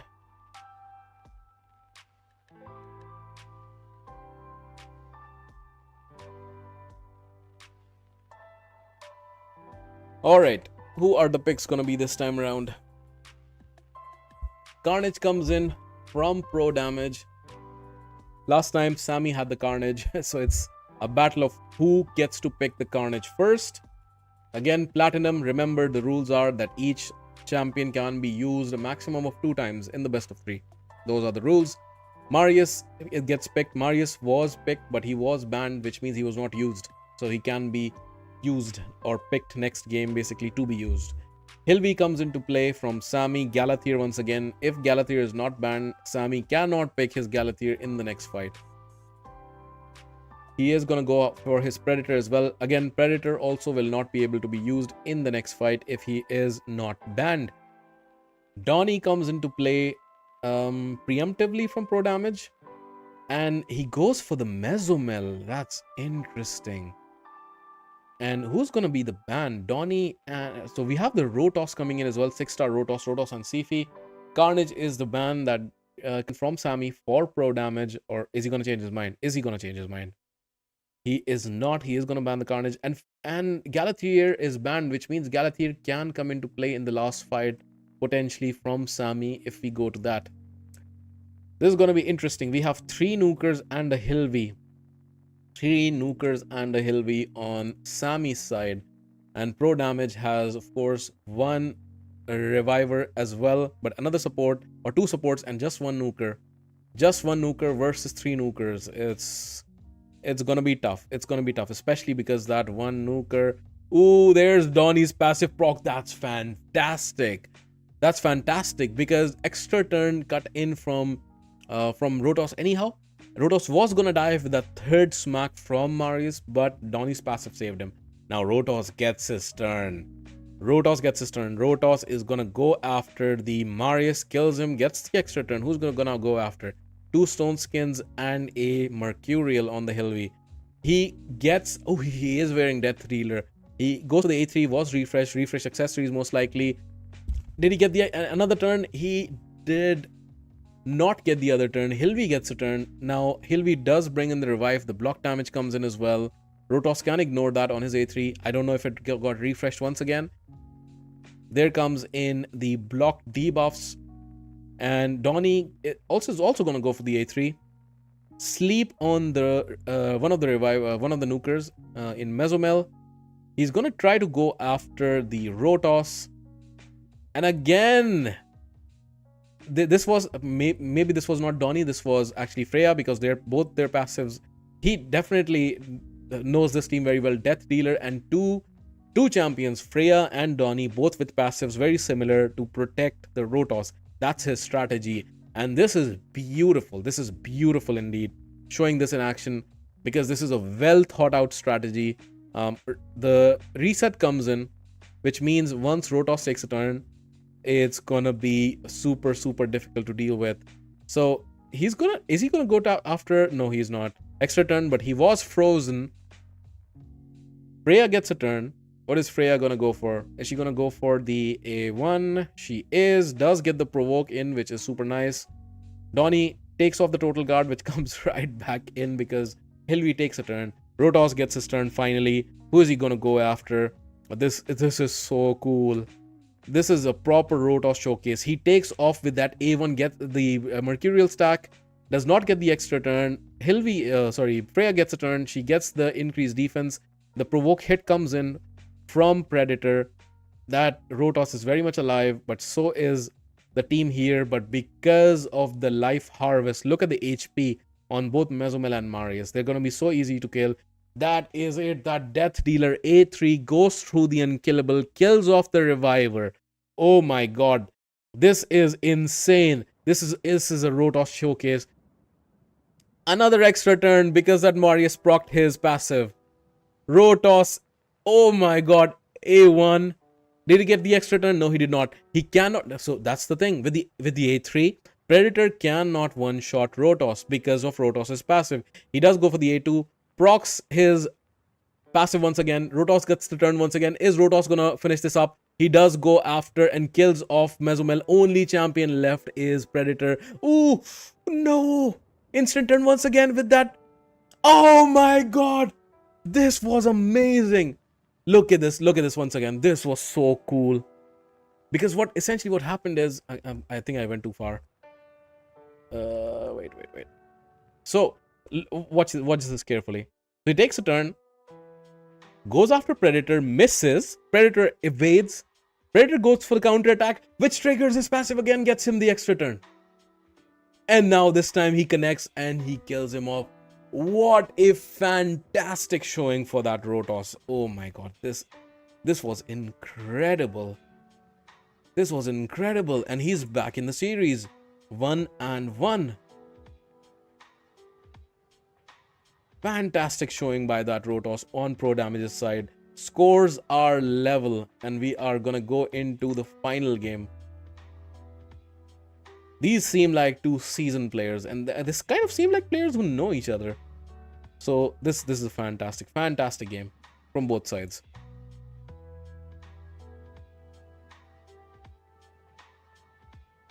That team was ridiculous.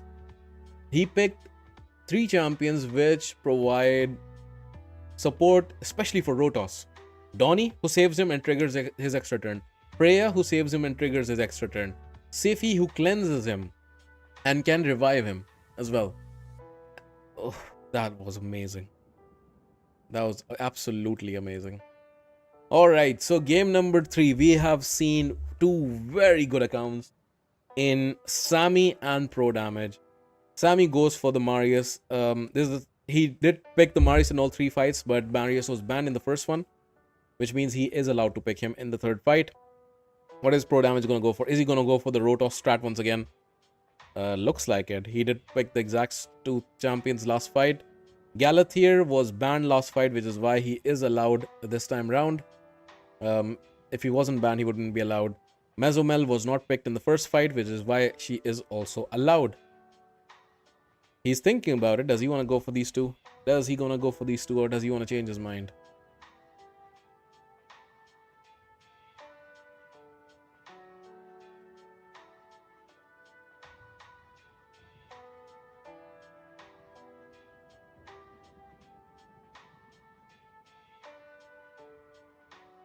Alright, he does go for those 2 champions. He is picking the same team. Now, Sammy knows what's up. So, Sammy can pick his own Rotos and completely negate that strategy. Sammy can do that. Also, oh, what is he going to go for? He does pick Harima, which is a first-time pick, I think, in the tournament so far. Is he gonna go for the Rotos pick to deny him the Rot? He's gonna go for UDK, which is a counter to Rotos, but this Rotos is wearing Death Dealer, so not really a counter. He's gonna go for the Rotos, that's for sure. And he's not gonna go for the Rotos. He's gonna go for Gizmak instead. Oof. Galathier gets banned immediately. And Marius lead versus Carnage lead. Gizmak gets banned. We're gonna see UDK in action. Words that I didn't think I would be saying, but here we are. Game number 3 of a fantastic series so far. Sammy versus ProDmg. And we are in. Freya gets the first turn. She is gonna go for the block debuffs most likely. She does. No, she doesn't. She goes for the A2 instead. She goes for the shield, and because she was gonna get the block debuffs anyways from Sifi. A lot of protection coming in. What is Carnage gonna go for? He's gonna go for the A2. Did not work, unfortunately, to steal that stone skin off of UDK. Smacks come in. Carnage counterattacks is not enough, but Carnage does get the turn. What is Carnage gonna do? He's gonna go after Mesomel. Does not work, unfortunately, because of that stone skin. This time, Freya goes for the block debuffs. Oh, no. No. No! Through the protection of 2 champions, the Donnie and the Freya, Mesomel finishes the job. And I think that was his strategy against Rotos if Rotos was picked as well. The nuker is dead. Oh my god, look at this. Mesomel. She went through two levels of protection. And this is unfortunately now game over. Because although they have ProDmg does have support on his side, but he does not have control or he does not have damage. And I think it's just a matter of time before Sammy can finish this fight. ProDmg is not ready to give it up just yet, because you have to remember Sammy did not pick any revivers or any support. He wanted to go pure damage and UDK. And it seems to have worked out for him. This is now a slow end to this fight, most likely, with Sammy in the end gonna be taking the win. That was insane. But that second fight, that showing from ProDmg, oh, this was such a cold showing from both accounts. And I'm actually thinking this match probably should have actually happened later in the tournament with more stakes. So it's crazy that we are losing ProDmg so early on, which makes me think maybe I should have gone double elimination or round robin. But then there's always a next time, and this will see the final hit. Not enough, only strips through the shield for Donnie. Is there a chance? No, there's not. Mesomel is gonna kill one more champion right here. There you go. And I think it is over now. Donnie doesn't want to give up. He wants to first kill that Marius. He will not get a choice, I think. Yeah, he will not get a choice. That A1 will finish the job. Fantastic, fantastic best of 3 between these two very good players. And in the end, Sammy is gonna take this 2-1, and he will progress ahead in the tournament. So Sammy, let me update the score. Sammy won the first fight, ProDmg won the second, and then Sammy won the third. And Sammy moves on to the quarterfinals. 2-1.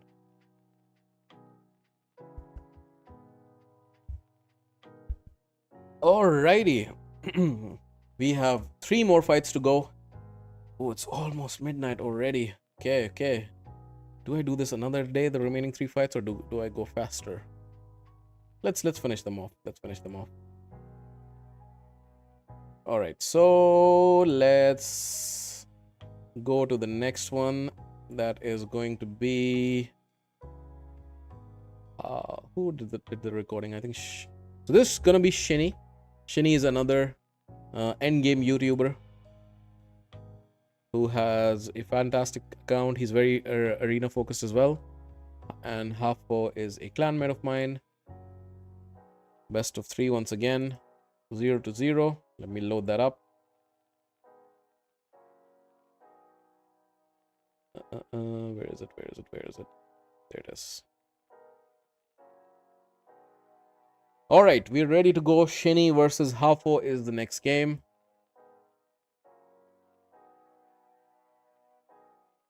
Alright, so we are watching Shini, another YouTuber, as I just said. He picks Predator as his first pick. And we are waiting for Haffo.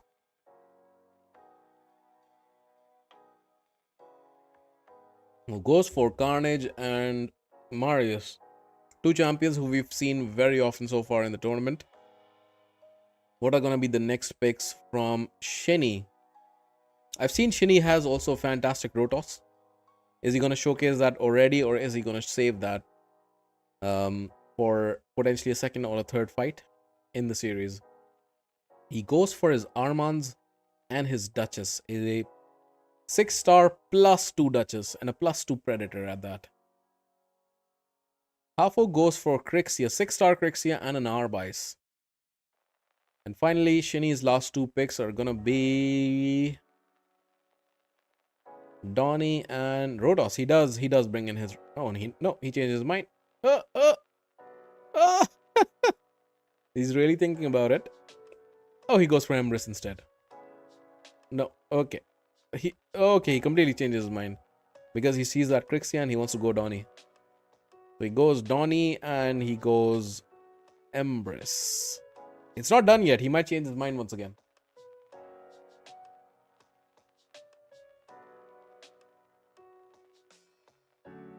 Ooh, the 6-star Commodus comes into play. Carnage gets banned. And we have Arman's banned from Shini's side. And we are set. So we have Arbice. So we have two nukers, or basically a bomber and a nuker, two supports, an Arbice and Crixia and lockout. Donnie to counter that lockout. We have two nukers in Predator and Empress, and a reviver and a support champion in Duchess. This should be fun. Let's go. Best of luck to both players. And let me remove the banner.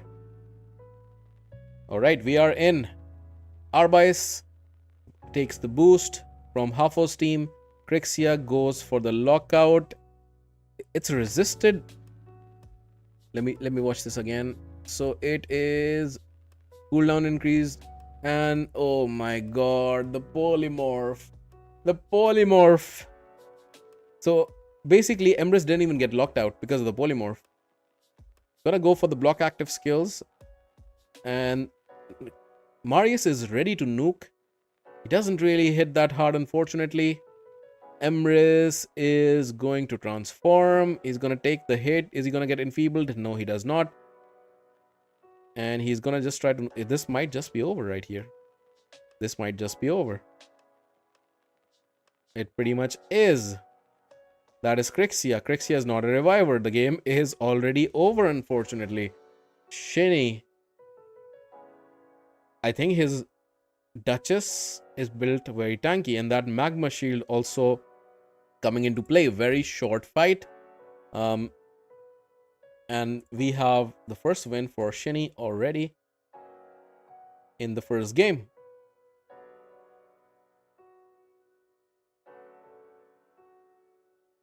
All right, let's go into the next one.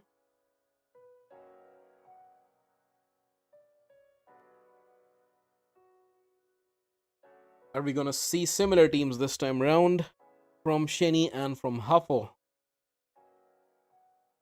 Marius again from Haffo. If he is not banned, he cannot be picked in the third fight. Platinum rules. Armands and Predator from Shini.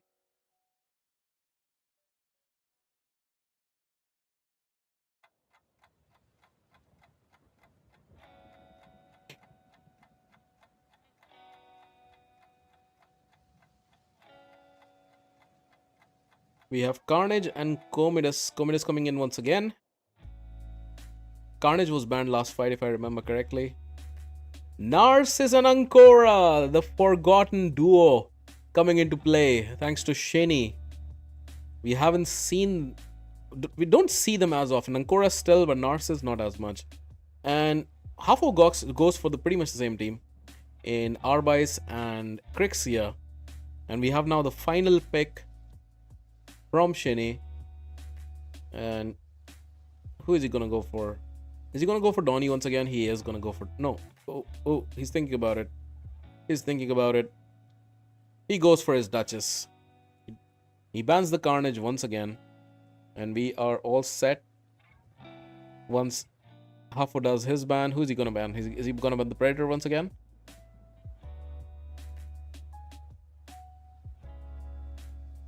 He bans the Armans, leaving both Narcissus and Predator in. Ooh. Oof. Alright, game number 2, Shini versus Haffo. Who gets the first turn? It is Arbais once again. She boosts. Crixia. Is Crixia gonna be luckier this time? She does increase cooldown on everybody, but she does, of course, Predator evades her. So this time, much better showing. Last time she got sheeped with Duchess. So this time, everybody's locked out. And guys, these are all legendary champions, not mythicals. Predator didn't get locked out, so that's still an issue. Now, what is... The thing is that there's a Magma Shield on. So the Magma Shield is gone though, because of Commodus. Marius goes for the smack. He's not hitting that hard, unfortunately. He's not hitting that hard. And Ancora just A1s. Narcissus can hit really hard. We know that. Arbais gets a turn. What's she gonna do? Is she gonna go for the revive on death, or is she gonna go for the A1 to lock Duchess as well? She's gonna go for the A1. Also, doesn't lock Duchess out, but it does take the total guard stack off of Ancora. Now, I think he needs to transform and puts bombs on. He's gonna try to do that. Is it gonna work? We will see. He does put the bomb. Oh no! The sheep. The 6-star sheep coming into play once again from Duchess. It's gonna ruin his day 2 times in a row. No, not like this. The polymorph getting Shini the win. Second time in a row. 2-0 to Shini. Oh my god. Wow. I mean, sheep is not the only reason, but here, that Commodus could have blown away this team if not for that sheep. Sheep getting super lucky was Shini right here. Oh my god. I'm so sorry for Haffo. That sheep proc. Ah. Alright. Unfortunately, that is RNG in this game. And that goes Shini's way. And he does advance into the quarterfinals to face Sammy. And next up, the next match we have is gonna be with another YouTuber, one of the new up-and-coming YouTubers named Cowfish, Dennis Cowfish. And let me change the names. I think he did record. Cowfish versus we have Cyberron. And let me reset the scores.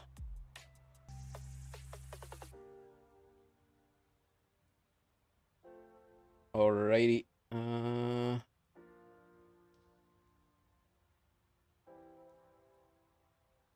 There it is.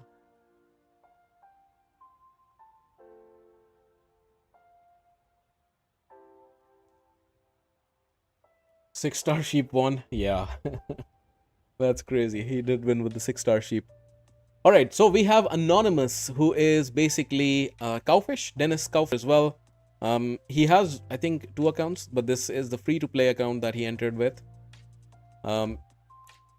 He did say his favorite champion is Maria, and that his most hated champion is the Wand of Submission, which is, I think, an interesting answer to that question. Fabian is his first pick. What is Cyberron gonna go for? It's a flock of 6-star sheep. Yeah, it is. So sad when that decides the fight, but unfortunately, that was the case there. Solonar and Theo, very solid picks from Cyberron. What is Anonymous or Dennis Cowfish gonna answer?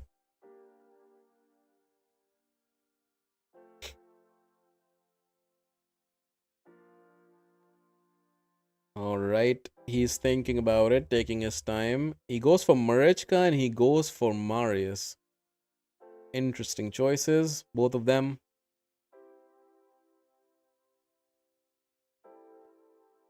Cyberon.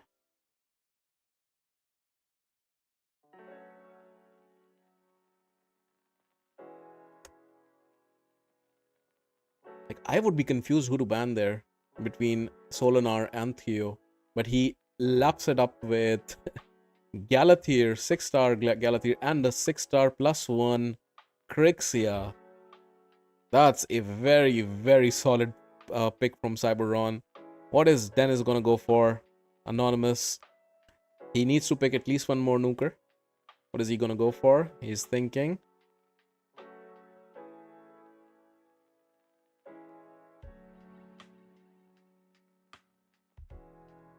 And he goes for Bayek. It's a very solid choice.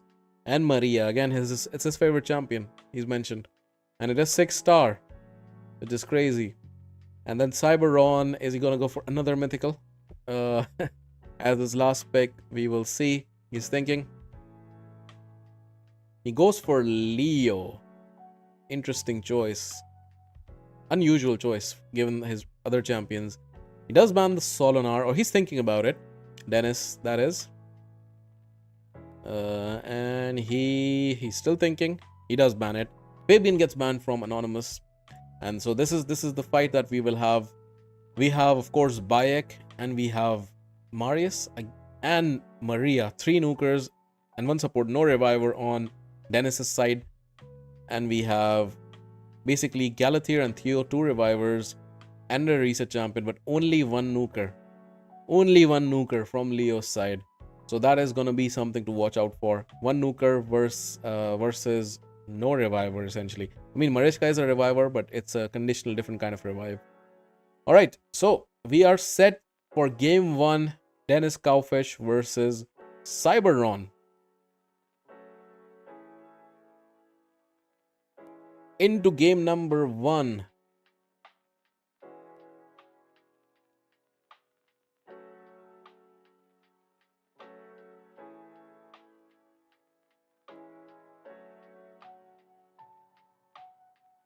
Alright, here we are. The Magma Shield is in play from Dennis's side. Crixia gets the first turn. She's gonna try to lock everybody out. And she does lock everybody out. A1 ally attack from Marius, joining in Marichka. Galathier gets the first turn, heals everybody, gets the block, debuffs on. And Theo is gonna go for the Stone Skin and Veil, of course. A1 coming in. I don't think Maria fears the lockout that much, because she does get extra turns. Bayek goes for the A1. Again, remember that the Bayek's passive protects his team from taking damage from anybody whose accuracy is low, and Leo is not built with accuracy. I can tell you that, which is why he smacks like a wet noodle right here. A1 at counter attack once again coming in from the Marius. And we are slowly coming back into the cooldown of being available for Dennis's team. So Bayek is thinking about going for the A3. He does go for the A1 still, because of the block buffs on all his champions. Third turn from Maria, and this is gonna be crazy. Is he gonna go for the A2 or the A3? A2 increases cooldown on everybody. Crixia can transform and reduce the skills. She doesn't, and she's dead because of it. Now remember, Galathier, even though he's a reviver, he's locked out.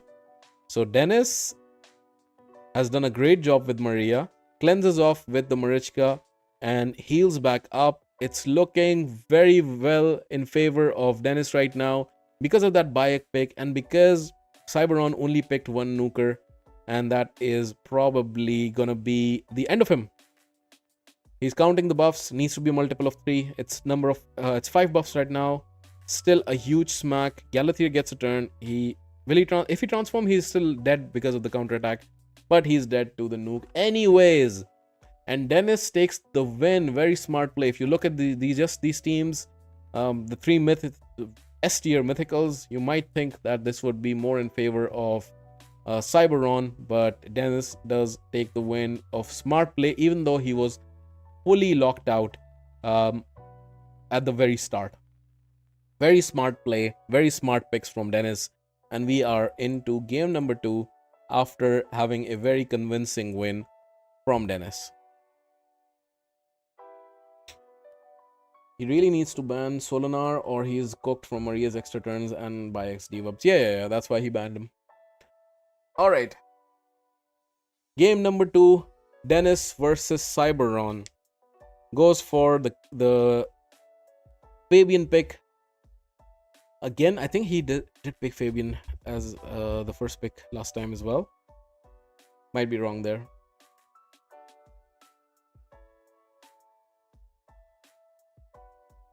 Theo and Emrys coming in from Cyberon.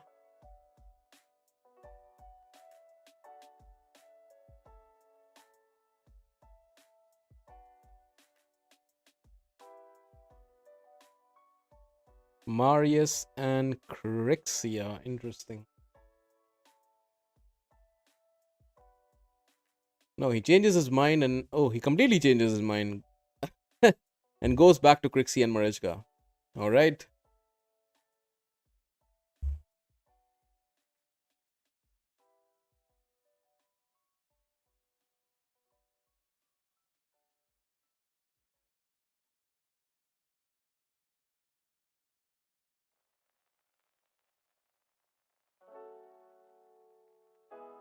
Cyberon's taking his sweet time, which, to be honest, I can fast forward. Nice and Galeth here, okay? So Galeth here, if he's not banned, he's going to pick this the second time. Same will be the case for Maria and for Marius. Crixie, of course, was picked by Cyberon in the last fight. Ooh! Who is that champion that I'm not aware of? I need to read up. That's a new champion for me. Vestel Riverthorn. She is a Sylvan Watcher champion. What does she bring? She does bring Shatter. Okay, unkillable and counterattack on herself. So she is a nuker. 50% chance to deal 100% more damage against enemies whose attack is low. Okay, so she's supposed to be hitting very hard. Alright, so is she gonna get banned? Embrace is gonna get banned, so we will see Vestel in play, and Fabian gets banned once again from Dennis's side. And we go into the second game of the best of 3. Dennis Cowfish versus Cyberon. She does a lot of damage, okay. I haven't run into her so far myself. All stone skins. Galathir gets the first turn. What is Galathir gonna go for? Just his block debuffs? Or something else? He is gonna go for that. And of course, turn meter boost. Theo goes for the stone skin and Veil. There's the cooldown increase on everybody. Was that resisted? Was that resisted on Nice? Yes, it was a weak hit on Nice. Nice resisted those debuffs. So he is gonna go immediately for the A3 and kill off the Vestel. And Marius is gonna self-buff and gonna go for the nuke. Transformation and another A1 should come in. No, not needed to kill him, but ooh, enfeeble. Galathi gets a turn. Is he gonna revive? No! No! He died to the magma shield. He died to the magma shield. Wow. Of course, Galathi couldn't revive because he was locked out by Crixia. He dies to the magma shield, suicides himself, and Dennis Cowfish moves on by taking a convincing 2-0 victory against Cyberon. Alright, let me update the score.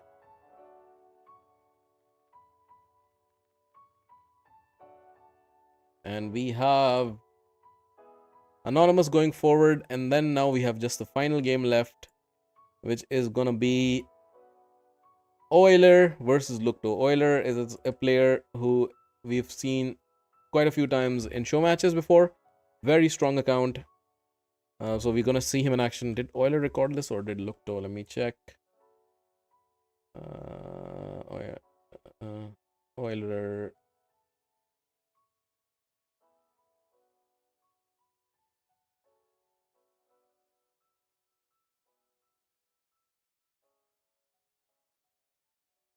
Euler recorded it. Okay, got it.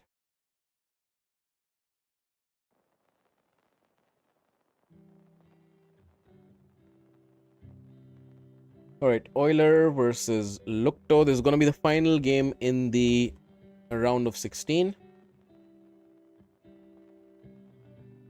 to see who faces Dennis Cowfish in the quarterfinals.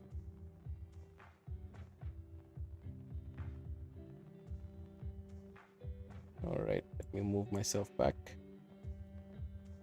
On the left,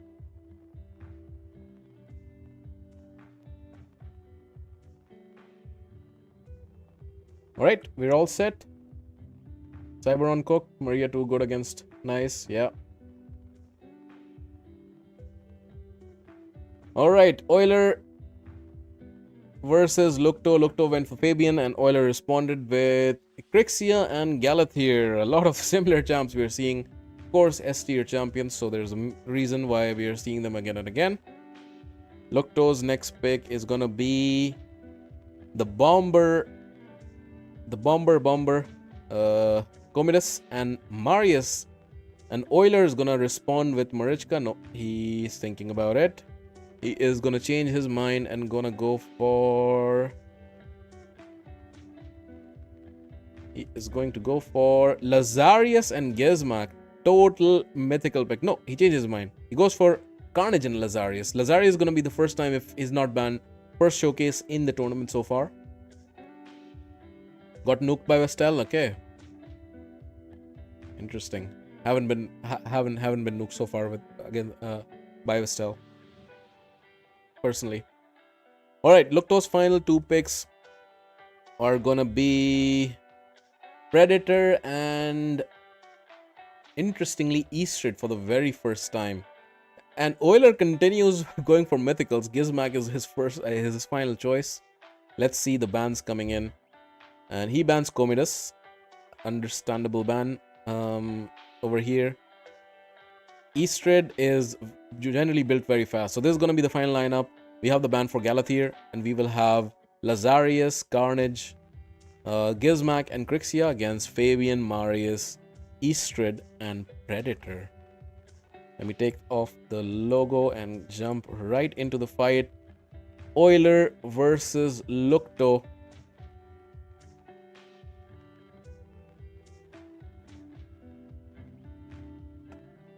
Alrighty.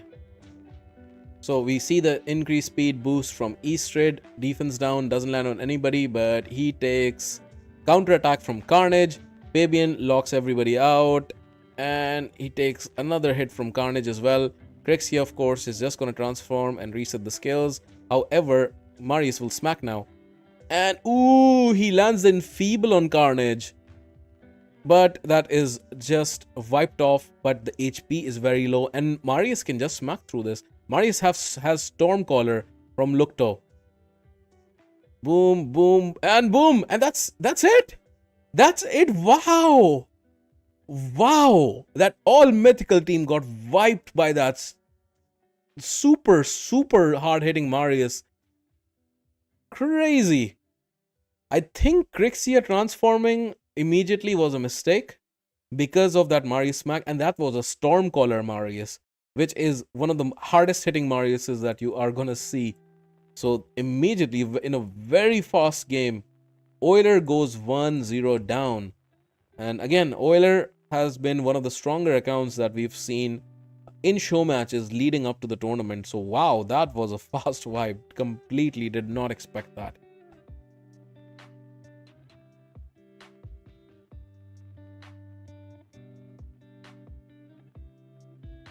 I ended second in the tournament for Maria Sol. Now it will take so long to 6-star her. Yeah. Unfortunately. Alright, let's go for the fight number 2. Euler versus Lukto. Euler goes for his Galathier. Galathir was banned in the last fight. Is it gonna be available this time round?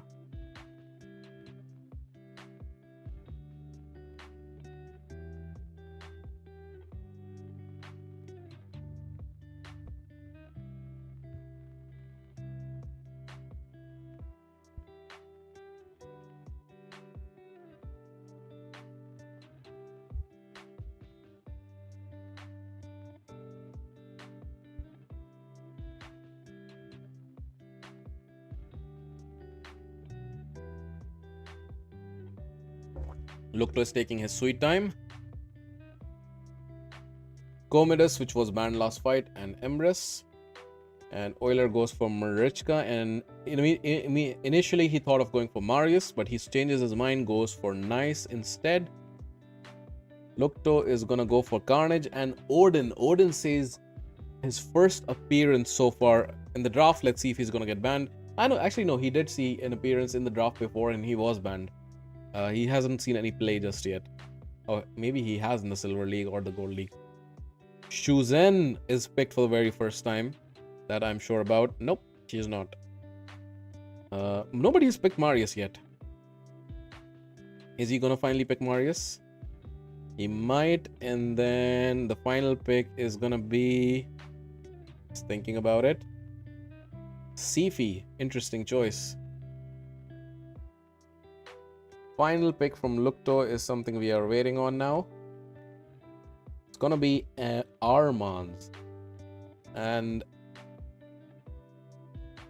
who's he gonna ban? Bans the Odin. Odin's not gonna see any play. And bans the Sifi on Euler's side. Interesting. Ooh, okay. He wants to avoid the second reviver and the annoying sleeper. Alright, going into the second game.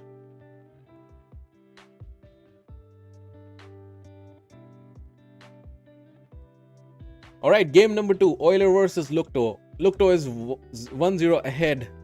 How is this gonna go? Armans gets the first turn. Is he gonna sheep or get sheeped? That's the question to ask with Armans always in today's meta.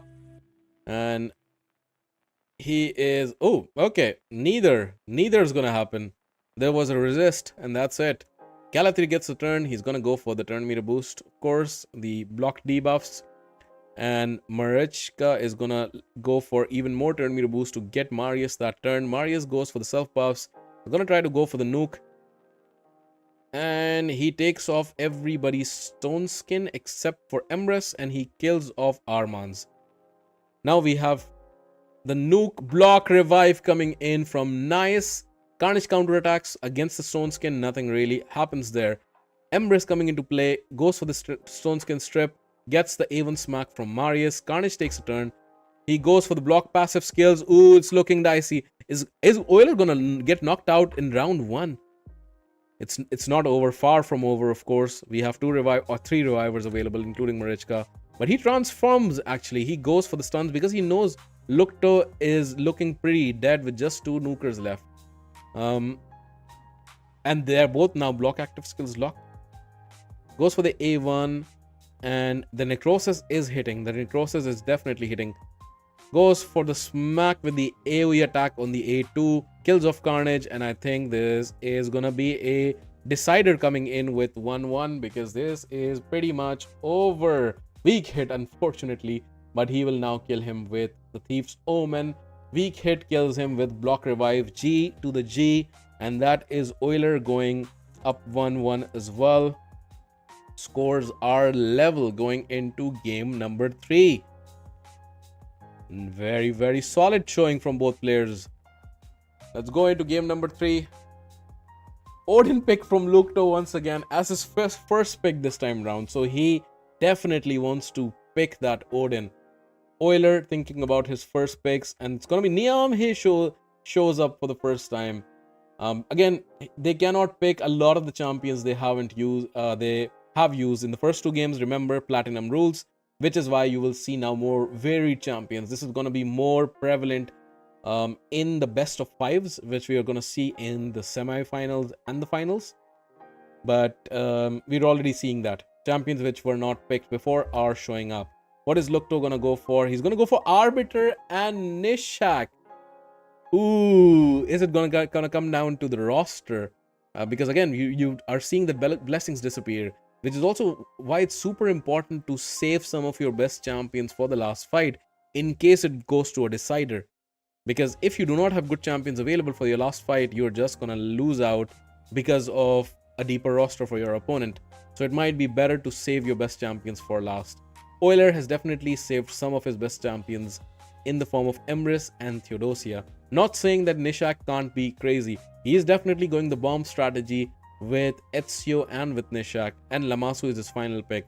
What is Euler gonna go? He's gonna go Calvalax route, because he thinks they might not all have Stone Skin or Total Guard or Feral, so many things. He is again gonna ban the Odin, and Calvalax is gonna get banned, which means he was smart, in realizing that Lamasu and Arbiter are likely not built in Stone Skin or Feral or anything of the sort. Wow, okay, this is gonna be a very, very cool end to the series. 1-1 is the score. Final game. We go in. Who's going to get the first one? Most likely Arbiter, but the block damage, of course, is procced up. Increase attack and turn wheel boost from Arbiter. Ezio gets the turn. Is he going to go for the bombs? He can place the bombs on 3 champions, but the problem is that Theodosia can definitely cleanse. Is he going to go for it, or is he going to go for the A3? He goes for the A3. He does steal the block debuffs, I believe.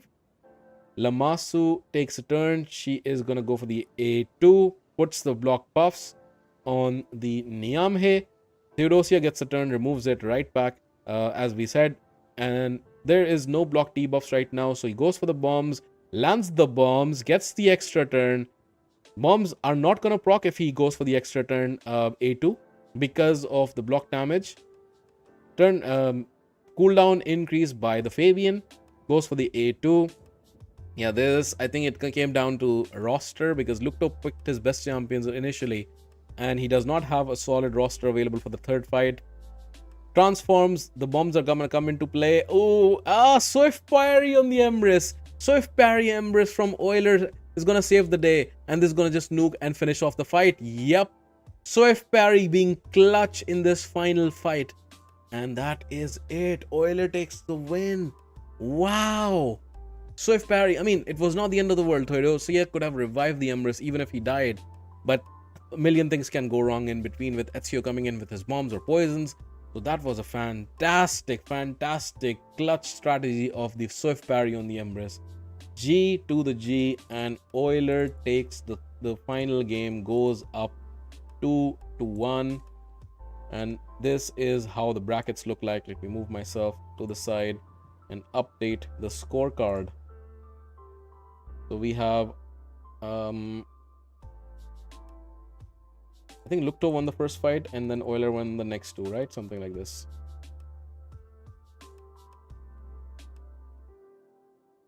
Alright guys, so we have now done all the games from the first round in all the silver, platinum and gold leagues. So let's take a look at all the brackets quickly. Silver league, we are going to have the semi-finals, which is going to be Trey versus Akai-San.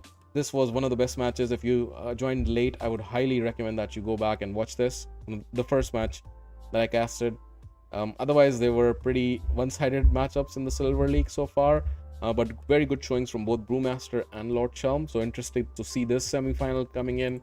Gold League, we had a very good match. This one, Nothingness versus Cat Herder. Unfortunately, Bront, who was with me casting earlier, he was not able to make it in the end, and Nothingness moved on. Afghan had a very good showing.